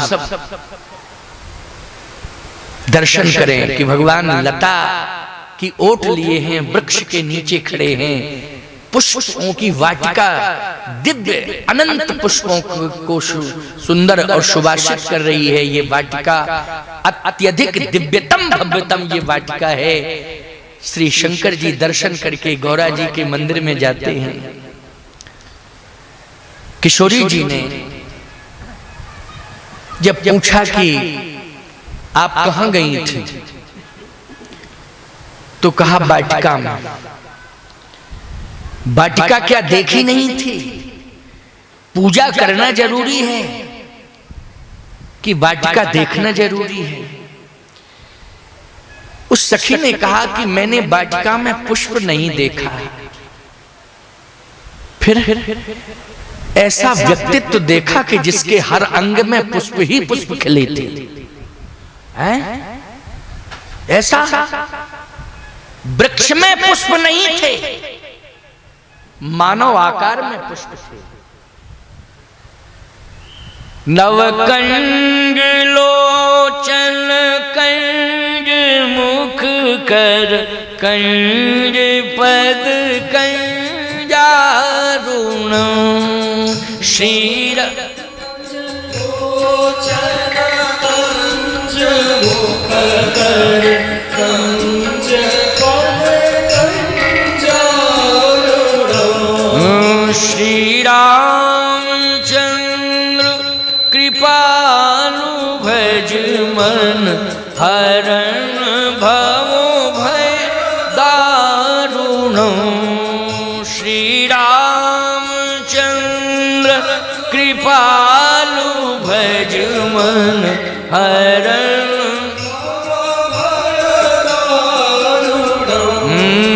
नवकंज लोचन कंज मुख कर कंज पद कंजारुण नवकंज लोचन कंज मुख कर कंज पद कंजारुण। नख से सिख तक प्रत्येक अंग कमल ही कमल। श्री जानकी जी ने चिंतन किया, मानव आकार में कमल, ओहो हो कमला के लिए कमल आ गया। क्यों भाई? कमला के लिए कमल आ गया। एक बात और सुन लो, लक्ष्मी यश च बक्षस, नारायण के हृदय में सदा लक्ष्मी का वास है ना। लक्ष्मी यश च बक्षस, नारायण के हृदय में सदा लक्ष्मी का वास है। और श्री जानकी जी के हृदय में प्रभु राम का वास है। और जैसे ही भगवान शंकर ने ये सुनाया सखी भेष में, तो नेत्र बंद हो गए। और जैसे ही नेत्र बंद हुए तो भगवान राम का दर्शन किशोरी जी को अपने हृदय स्थली में हो गया। बोलिए सियावर रामचंद्र की। श्री जानकी जी ने भगवान का दर्शन कर लिया, हृदय में दर्शन कर लिया। नेत्र बंद होते हैं तो हृदय में कौन दिखाई दे गए? भगवान राम, क्योंकि हृदय में ही रहते हैं, सदा रहते हैं। ये तो लीला है जो विवाह हो रहा है। चली अग्र कर प्रिय सखी सोई, प्रीति पुरातन लखै न कोई। ये तो प्रीति पुरातन है, इसलिए आज श्री किशोरी जी के मन में उत्कंठा हो गई। और जैसे उत्कंठा हुई तो कहा चले, चल दी जानकी जी। प्यारे स्वयंवर होना है। क्या होना है? स्वयंवर। धनुष यज्ञ तो धनुष यज्ञ होता रहेगा, लेकिन होना क्या है? स्वयंवर। उस स्वयंवर के लिए मात्र बचे हैं 8 मिनट। हो जाएगा स्वयंवर तो ठीक है, वो नहीं कल धनुष यज्ञ तो हो ही जाएगा, है ना।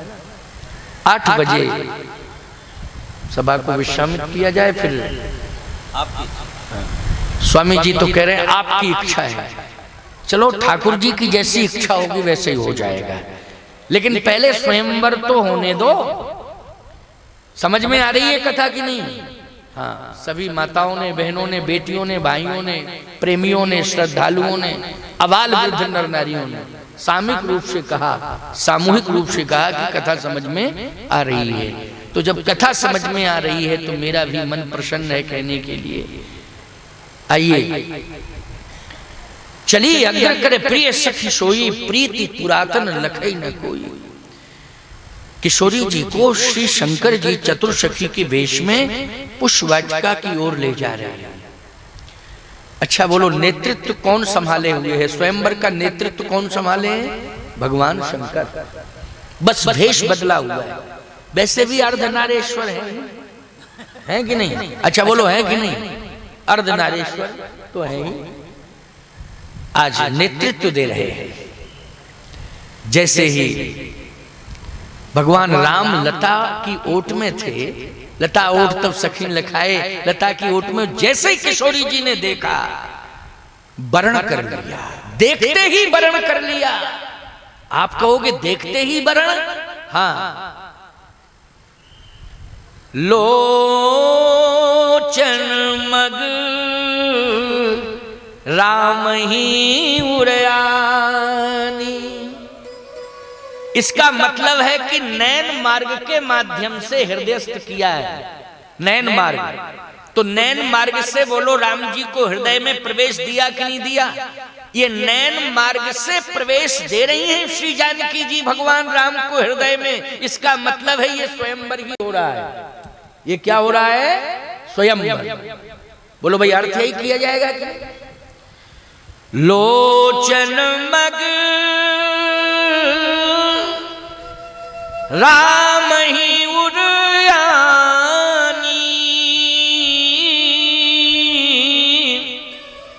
नैन मार्ग का निर्माण हो गया। लेकिन जब दृष्टि पड़ी श्री जानकी जी की तो भाव विह्वल हो गई। भाव विभोर जिसको कहते हैं। अधिक स्नेह देह भई भोरी, सरद ससहि जन चितव चकोरी। लेकिन यहां थोड़ी सी शंका हो सकती है। जो रामचरितमानस के राम कथा के प्रेमी हैं, भक्त, अथवा यूट्यूब चैनल के माध्यम से जो सुन रहे हैं, क्योंकि हजारों की संख्या में सुन रहे हैं लोग, ये प्रसारण हो रहा है। अच्छा भाई, हमारे महात्मा बोल रहे हैं, कह रहे लाखों की संख्या में सुन रहे हैं। चलिए, संत वाणी साकार हो रही है, बहुत अच्छी बात है। ये अद्भुत अद्वितीय आयोजन है। कई देश के लोग सुन रहे हैं, केवल भारत के ही। ये ऐसी व्यवस्था दी गई है कि इसमें लाभ दूर दूर तक पहुंच रहा है। कुछ मानस के जो मनीषी होंगे उनको ऐसा लग रहा होगा कि जब श्री जानकी जी ने देखा प्रभु राम को, तो यहां चकोरी शब्द का प्रयोग आया। अधिक स्नेह देह भई भोरी, सरद ससई जन चितव चकोरी।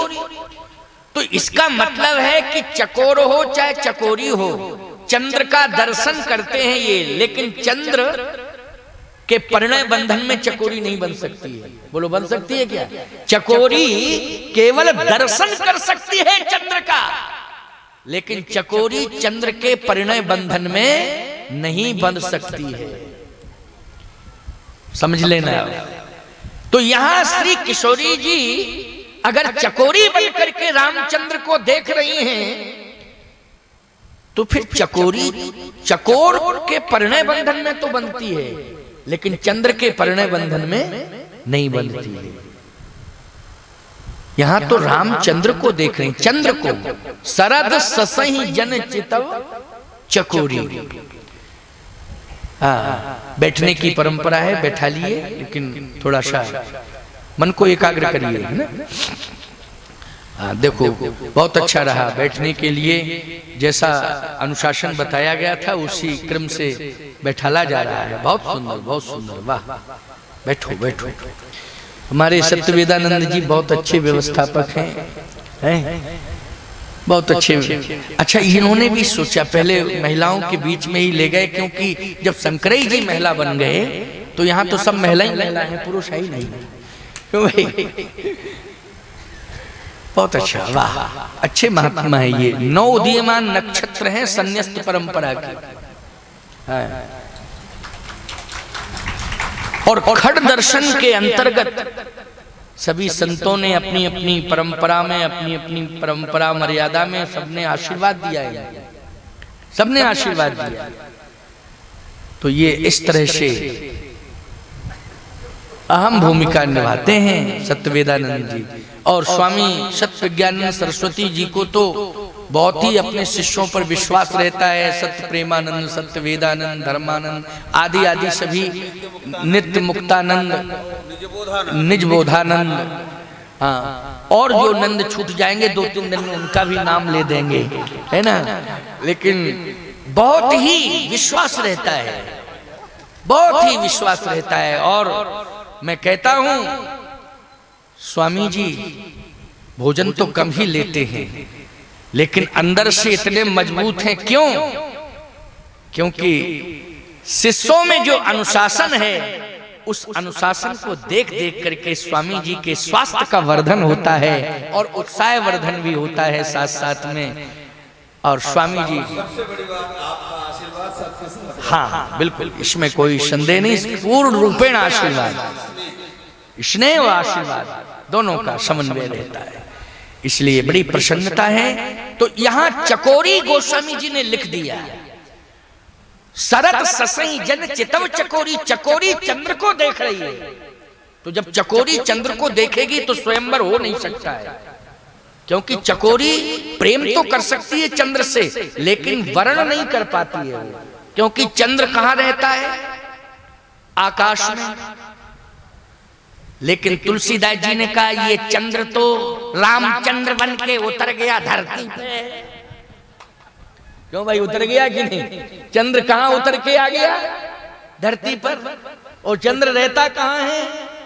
आकाश में। और फिर कहा कि 2-2 चंद्र आ गए।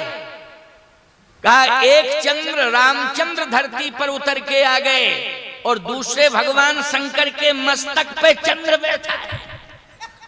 क्यों भाई? तो 2-2 चंद्र एक ही जगह, बोलो है कि नहीं? है ना चंद्र? भगवान शंकर भी तो वही है, तो चंद्र कहां चला जाएगा? चंद्र कहां चला जाएगा? चंद्र तो रहेगा ना। लेकिन इस शंका का भी निवारण बहुत अच्छे ढंग से कर दिया। आगे पढ़िए आप। किशोरी जी जैसे ही शरद ससई जन चितव चकोरी, तो भगवान राम ने कहा कि जानकी ने मुझे देखा है चकोरी बन के और मुझे चंद्र माना, लेकिन अब मुझे भी तो देखने दो। तो देखो भगवान राम किस दृष्टिकोण से देख रहे हैं। अब चौपाइयों का मिलान हो रहा है। अधिक स्नेह देह भई भोरी,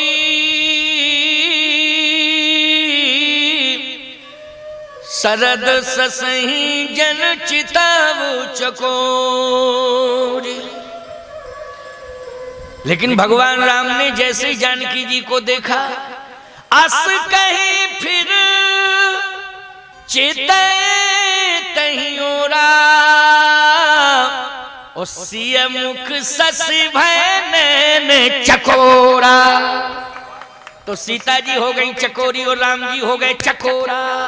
बोलो हो गया स्वयंवर कि नहीं? सियावर रामचंद्र की। बोलो हो गया स्वयंवर कि नहीं हो गया? अब एक प्रमाण तीसरा और लो जरा, तीसरा प्रमाण और लो। स्वयंवर की कथा चल रही है ना, अभी धनुष की तोड़ी है, स्वयंवर। तीसरा प्रमाण क्या है? लोचन मग राम ही उड़यानी, दीने उपलक कपाट सयानी। नैन मार्ग से श्री किशोरी जी ने भगवान राम को हृदय में प्रवेश कराया, हृदय में प्रवेश दिलाया। और जैसे ही हृदय में प्रवेश किया, प्रभु राम ने श्री किशोरी जी के नेत्र बंद हो गए जानकी जी के। इसका मतलब है प्रभु राम के अलावा किसी को देखना नहीं चाहती हैं। और जब राम के अलावा किसी को देखना नहीं चाहती हैं प्यारे, तो निश्चित रूप से आज स्वयंवर हो चुका है। पुष्य वाटिका में श्री जानकी जी ने प्रभु राम का वरण कर लिया है और स्वयं वरण किया है, इसलिए हो गया स्वयंवर। अब इसके आगे की कथा बड़ी अच्छी। लक्ष्मण जी हाथ जोड़े खड़े थे। थोड़ी देर में लक्ष्मण जी ने कहा, भैया गुरुजी का भी ध्यान है, वो पूजा के लिए बैठे हैं और लेने आए थे पूजन की सामग्री। भगवान राम ने कहा, हाँ ध्यान है लक्ष्मण, अगर आपकी आज्ञा हो जाए तो ये पुष्प वगैरह मैं ही ले लूं, तुलसी दल पुष्प जो भी आवश्यकता हो, अगर आपकी आज्ञा हो जाए तो, क्योंकि गुरुजी बैठे हैं वहां इंतजार कर रहे होंगे। भगवान राम ने कहा, नहीं लक्ष्मण, पुष्प भी हम ही उतारेंगे, तुलसी दल भी हम ही उतारेंगे, पूजन की जो भी सामग्री होगी मैं अपने हाथ से आज ले जाऊंगा, आज मैं ले जाऊंगा।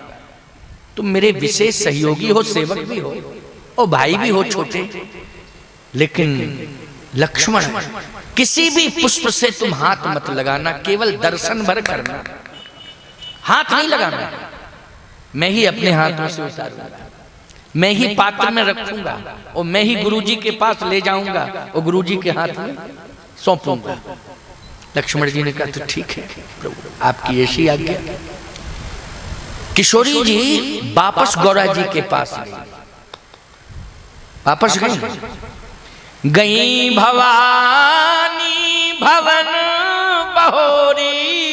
बहोरी, बहोरी का मतलब दोबारा गई भवानी भवन बहोरी, गई भवानी भवन बहोरी, गई भवानी भवन बहोरी, गई भवानी भवन बहोरी। बंद चरण बोली कर जोरी, बंद चरण बोली कर जोरी, बंद चरण बोली कर जोरी, बंद चरण बोली कर जोरी, बंद चरण बोली कर जोरी, बंद चरण बोली कर जोरी। हाथ जोड़ के दोबारा प्रार्थना कर रही हैं। जब एक बार प्रार्थना कर ली, पूजा कर ली, तो दोबारा क्यों गई? क्या पूजा अधूरी रह गई थी? मुझे लगता है कि श्री जानकी जी ने दोबारा इसलिए गौरा जी से प्रार्थना की कि आपके पूजन का फल ये निकला, मुझे वर मिल गया। क्या मिल गया? वर मिल गया। पूजा का फल मिला कि वर मिल गया? तो गौरा जी ने कहा, जब वर मिल गया है तो घर जाओ। जब मिल ही गया है, पूजा कर ली है और वर मिल गया, तो अब आप घर जाओ। आप दोबारा आई हैं और हाथ जोड़ के प्रार्थना कर रही हैं, क्यों? आहा, श्री जानकी जी ने कहा, वर तो मेरे अनुकूल मिल गया, फिर और क्या चाहती हो? और कुछ चाहती हो क्या? हाँ, क्या चाहती हो? वर मेरे अनुकूल मिल गया है, लेकिन जिस घर में मैं जाऊं वो घर भी मेरे अनुकूल हो जाए, बस यही मेरी प्रार्थना है। जिस घर में मैं जाऊं वो घर मेरा अनुकूल हो जाए। लेकिन एक प्रश्न और खड़ा हो रहा है इसमें, जब वर श्रेष्ठ है तो मुझे लगता घर भी श्रेष्ठ ही होगा। क्यों होगा कि नहीं होगा?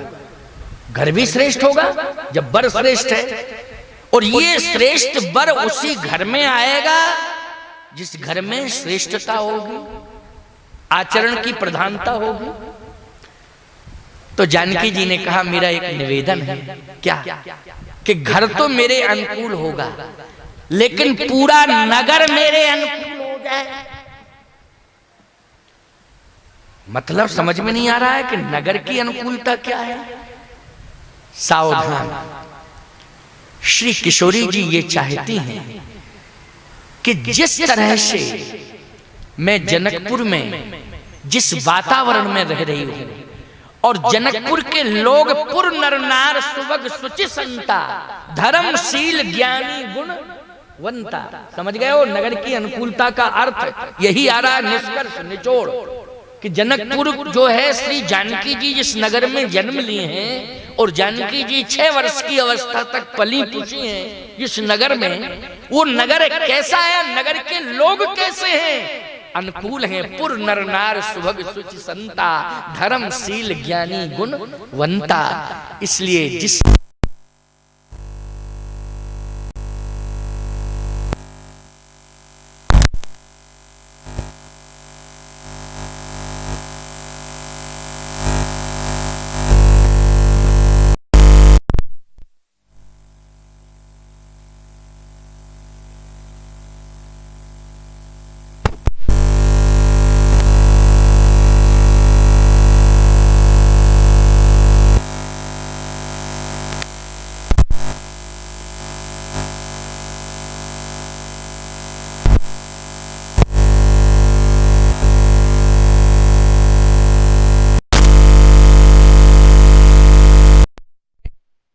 रही हैं वैसा ही होगा। अगर आप सहित 4 बहनें हैं तो जिनका आपने वर्ण किया है वो भी वो सहित 4 भाई हैं, इसलिए चिंता करने की कोई आवश्यकता नहीं है। यहाँ 4 बहनें हैं तो वहां 4 भाई हैं। और नगर की बात कहो तो जितना महत्वपूर्ण जनकपुर है उतना ही महत्वपूर्ण अवधपुर है। अवधपुर में भी 5 ही अक्षर हैं, वो जनकपुर में भी 5 ही अक्षर हैं। बोलो है कि नहीं? अगर जानकी तुम्हारा जनकपुर पवित्र कमला नदी के तट पर बसा हुआ है तो अवधपुर पवित्र सरजू नदी के तट पर बसा हुआ है। इसलिए पवित्र नदी में स्नान करने का सौभाग्य तुम्हें अवधपुर में भी मिलेगा। बोलो भाई अनुरूपता है कि नहीं? है अनुरूपता कि नहीं? बोलो। पूजा कीन अधिक अनुरागा निज अनुरूप सुभग वर मांगा। सुभग वर मांगा, अनुरूप वर मांगा। जो भी मांग रही हैं आप, आपकी हर मनोकामनाओं को मैं पूरा करूंगी। इधर राम जी की हर मनोकामनाओं को पूरा कर रहे हैं भगवान शंकर, और इधर श्री जानकी जी की हर मनोकामनाओं को पूरा कर रही हैं श्री पार्वती जी। इसलिए बोलो शंकर पार्वती दोनों का सहयोग है कि नहीं? बोलो है कि नहीं? आपने स्वीकार कर लिया कि है। एक और बढ़िया बात, विश्वामित्र जी राम जी को लेके आए ना विश्वामित्र जी, ये संत हैं विश्वामित्र। राम जी के पास विवाह के समय किशोरी जी के पास लेके कौन पहुंच रहे हैं? कहा मध्यस्थता कर रहे हैं, आज्ञा दे रहे हैं राम जी को धनुष तोड़ने की विश्वामित्र जी, और श्री जानकी जी को जयमाल पहनाने की आज्ञा दे रहे हैं सतानंद जी। बोलो दे रहे हैं? धनुष तोड़ने की आज्ञा कौन दे रहे हैं राम जी को? नरेंद्र मोदी।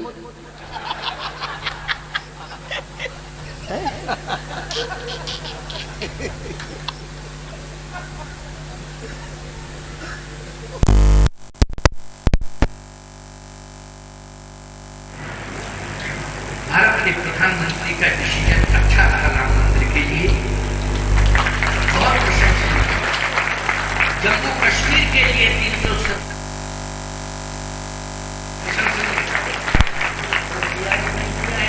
बस एक कार्य शेष रह गया है।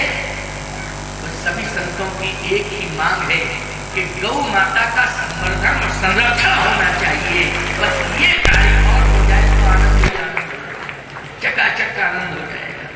और ये मुझे विश्वास है होगा निश्चित रूप से, क्योंकि गौ माता है गंभीर, इसलिए साथ कि चलो ये काम कर लो फिर हमारा बाद में करते हैं, हमारा बाद में करते हैं।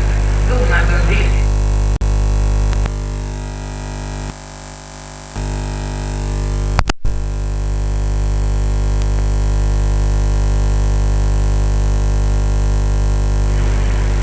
यह भगवान सदबुद्धि है और अपने भारत का गौरव जिस तरह से बढ़ता उसमें सभी का सहयोग होना चाहिए, सभी का सहयोग होना चाहिए। मैं आह्वान कर रहा हूं इस मंच से कि हमारे भारत का गौरव जिसमें बढ़े उसमें सभी का सहयोग हो, सब कंधे से कंधा मिला करके चले।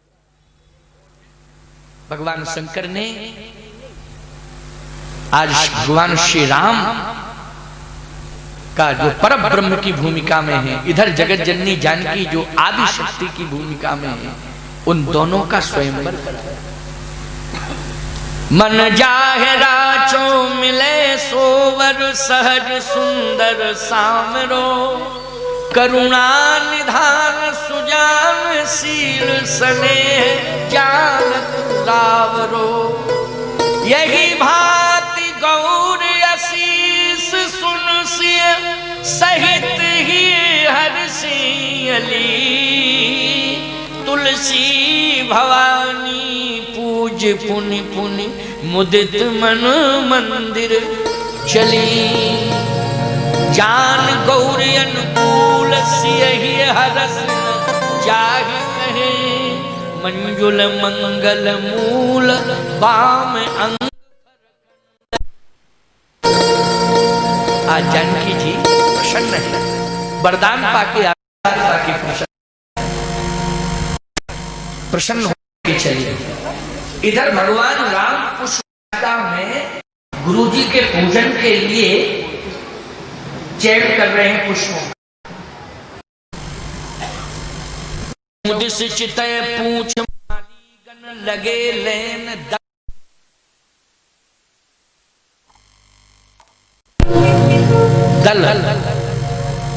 दल मानी जनता दल नहीं, तुलसी दल नहीं, तुम दल मानी समझ लो। तुलसी दल, तुलसी दल, दल का अर्थ है तुलसी दल। अच्छा एक बात बताओ, संसार में सबसे बड़ा दल है ना तुलसी दल। आकार प्रकार में छोटे रूप में दिखाई देता है, लेकिन महिमा सबसे बड़ी है कि नहीं। आकार प्रकार में छोटा सा है, लेकिन महिमा सबसे बड़ी है। सबसे बड़ी महिमा है तुलसी दल की। मैं एक बात कहता हूं और बड़ी प्रबल दावेदारी के साथ कहता हूं, एक बार श्री राम सीता के बिना रह सकते हैं, श्याम राधा के बिना रह सकते हैं, नारायण लक्ष्मण कोई नहीं रह सकता। नारायण हो और चाहे वो श्याम हो चाहे राम हो, बोलो भाई, तुलसी के बिना नहीं रह सकते। तुलसी चाहिए, अनिवार्य है। तुलसी की बड़ी महिमा है। पूजन में तुलसी की प्राथमिकता है। आप तुलसी दल जरूर लेके जाएं। सबसे बड़ा प्रसाद यदि है इस संसार में तो तुलसी दल है। इसलिए तुलसी दल मिल जाए, तुलसी पत्र मिल जाए तो पर्याप्त मान लिया जाता कि प्रसाद मुझे पर्याप्त मिल गया, बस पूर्णता आ गई है। लड्डू पेड़ा मालपुआ मिल जाए तो खाते पीते तो हो गया, बहुत अच्छा हो गया। लेकिन तुलसी अगर उसमें नहीं पड़ी होगी तो ये मालपुआ लड्डू पेड़ा ये सब मिष्ठान भंडार का एक आइटम माना जाएगा, प्रसाद नहीं माना जाएगा। बोलो भाई, मिष्ठान भंडार का एक आइटम तो माना जाएगा लेकिन प्रसाद नहीं माना जाएगा। और तुलसी दल यदि छूट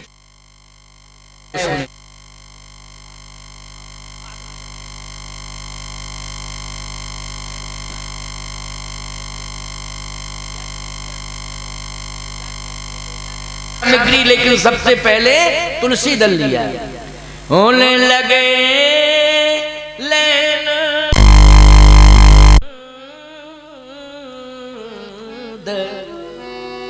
मुदित मन लगे लेन। लेन क्या लेने लगे? बोले तुलसी दल मुदित मन लगे लेन दल। दल मानी तुलसी दल। और जैसे ही तुलसी दल लिया दोने में रखा। आप कहोगे महाराज तुलसी दल के बाद भी कुछ लिया कि नहीं, कि केवल तुलसी दल? चहुदिस चितय पूछ मालीगन लगे लेन दल पर फूल। फिर लिया फूल पुष्प मुदित मन। बस यहाँ पर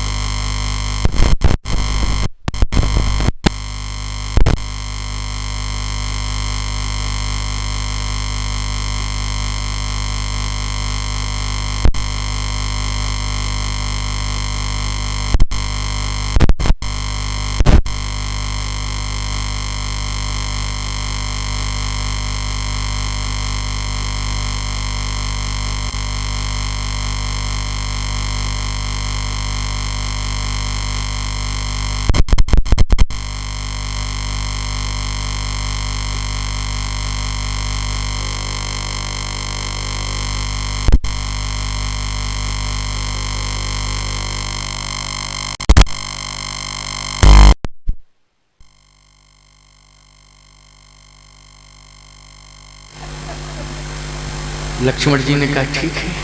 और जैसे ही थोड़ा आगे बढ़ के बगीचे के बाहर निकलने ही वाले थे प्रभु राम, लक्ष्मण जी ने फिर चरण पकड़ लिया, गुरुदेव नाराज ना हो जाए भैया, थोड़ा सा ध्यान देना पड़ेगा, क्योंकि अधूरी सामग्री, गुरुजी नाराज ना हो जाए।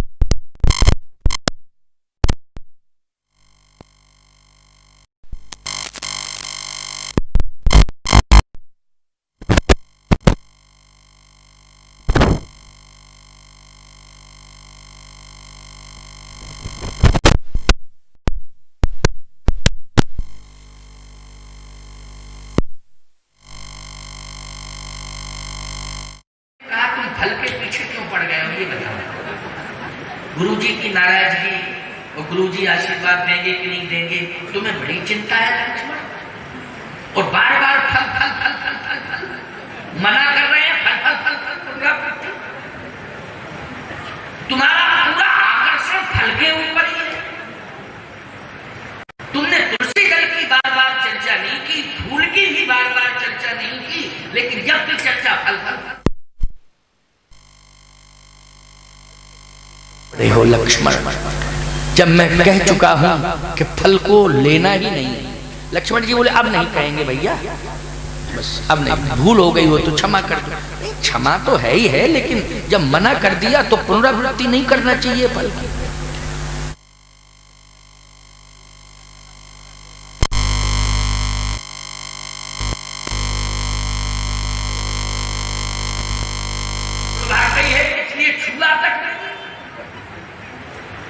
तोड़ने की तो बात छुआ तक नहीं है। लक्ष्मण जी फलों की ओर देख के चल दिए। भगवान राम गुरुदेव के सामने पहुंचे थे। वो दोना जिसमें तुलसी दल और फूल था गुरुदेव को दिया। विश्वामित्र जी ने प्रसन्नता पूर्वक दोना हाथ में रखा। तो यहां भी संकेत है कि रामचरितमानस में स्पष्टीकरण है कि जैसे ही भगवान राम ने वो दोना गुरुदेव को दिया, जिस दोने में पात्र, उसको पात्र कह लो, दोने का पात्र, दोना तो समझते हो है ना, दोना, उसमें पुष्प है, तुलसी है, और दोना गुरुदेव के हाथ में है। और जैसे ही हाथ में दोना आया तो सुमन पाए, उस गुरु जी को दिखाई दिया, हाथ में आ गया। आपको महाराज पुष्प हाथ में पहले क्यों आया? इसलिए कि भगवान राम ने पहले तुलसी दल को लिया था और रखा, और बाद में लिया पुष्प। तो बोलो तुलसी दल नीचे आ गया और पुष्प ऊपर आ गया, तो नीचे वाली वस्तु दिखाई देती कि ऊपर वाली? ये बताओ, जब ऊपर वाली वस्तु दिखाई देती तो गुरुजी को यहाँ दिखाई दिया पुष्प, इसलिए सुमन पाए।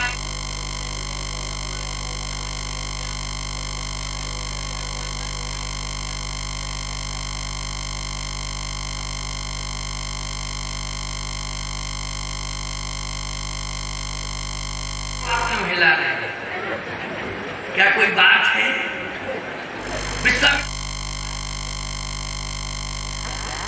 और तुलसी दल भी मिल गया, लेकिन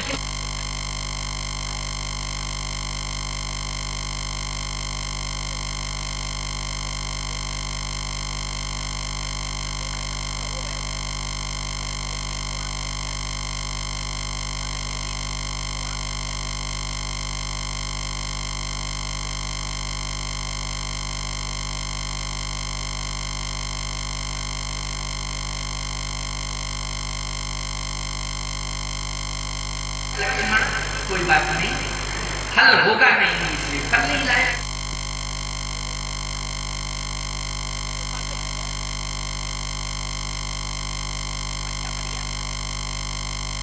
वो पर्याप्त, अच्छा फल थे।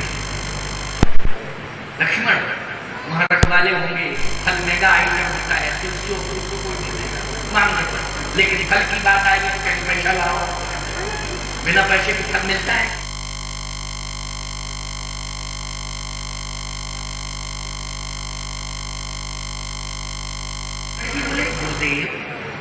मैंने आंखों से देखा कि जो माली थे, रखवाले थे, वो इतने समर्पित हो गए थे भैया के व्यक्तित्व पर, बलिहार हो गए थे कि फलों की कौन कहे, प्राण तक देने को तैयार थे।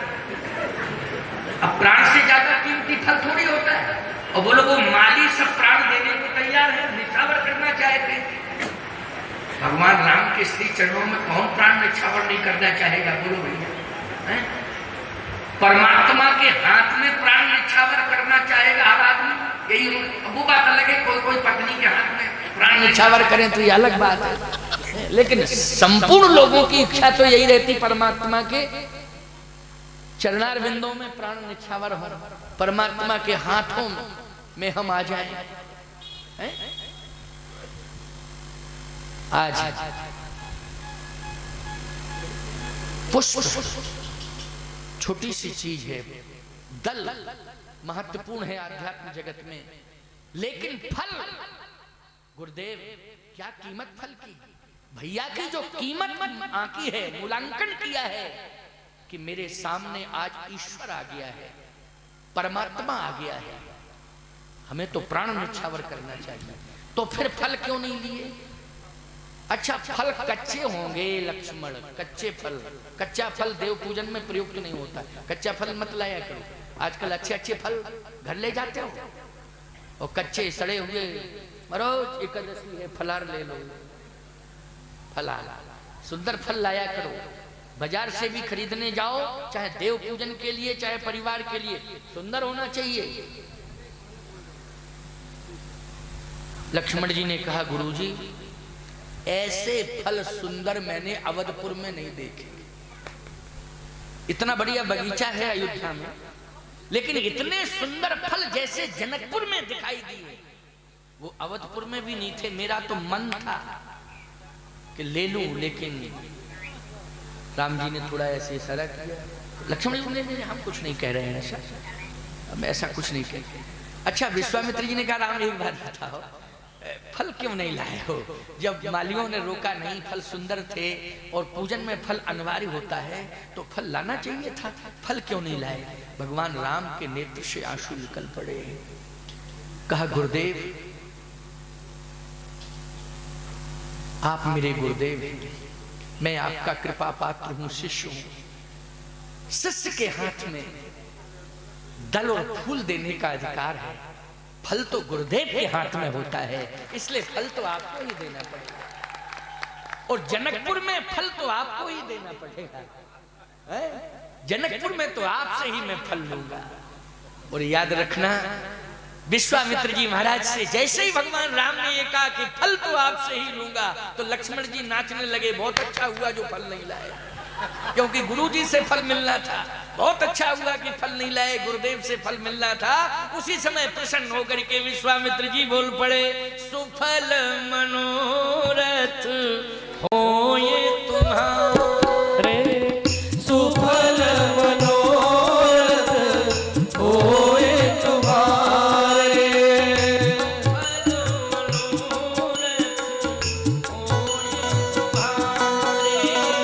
सुफल मनोरथ होए तुम्हारे,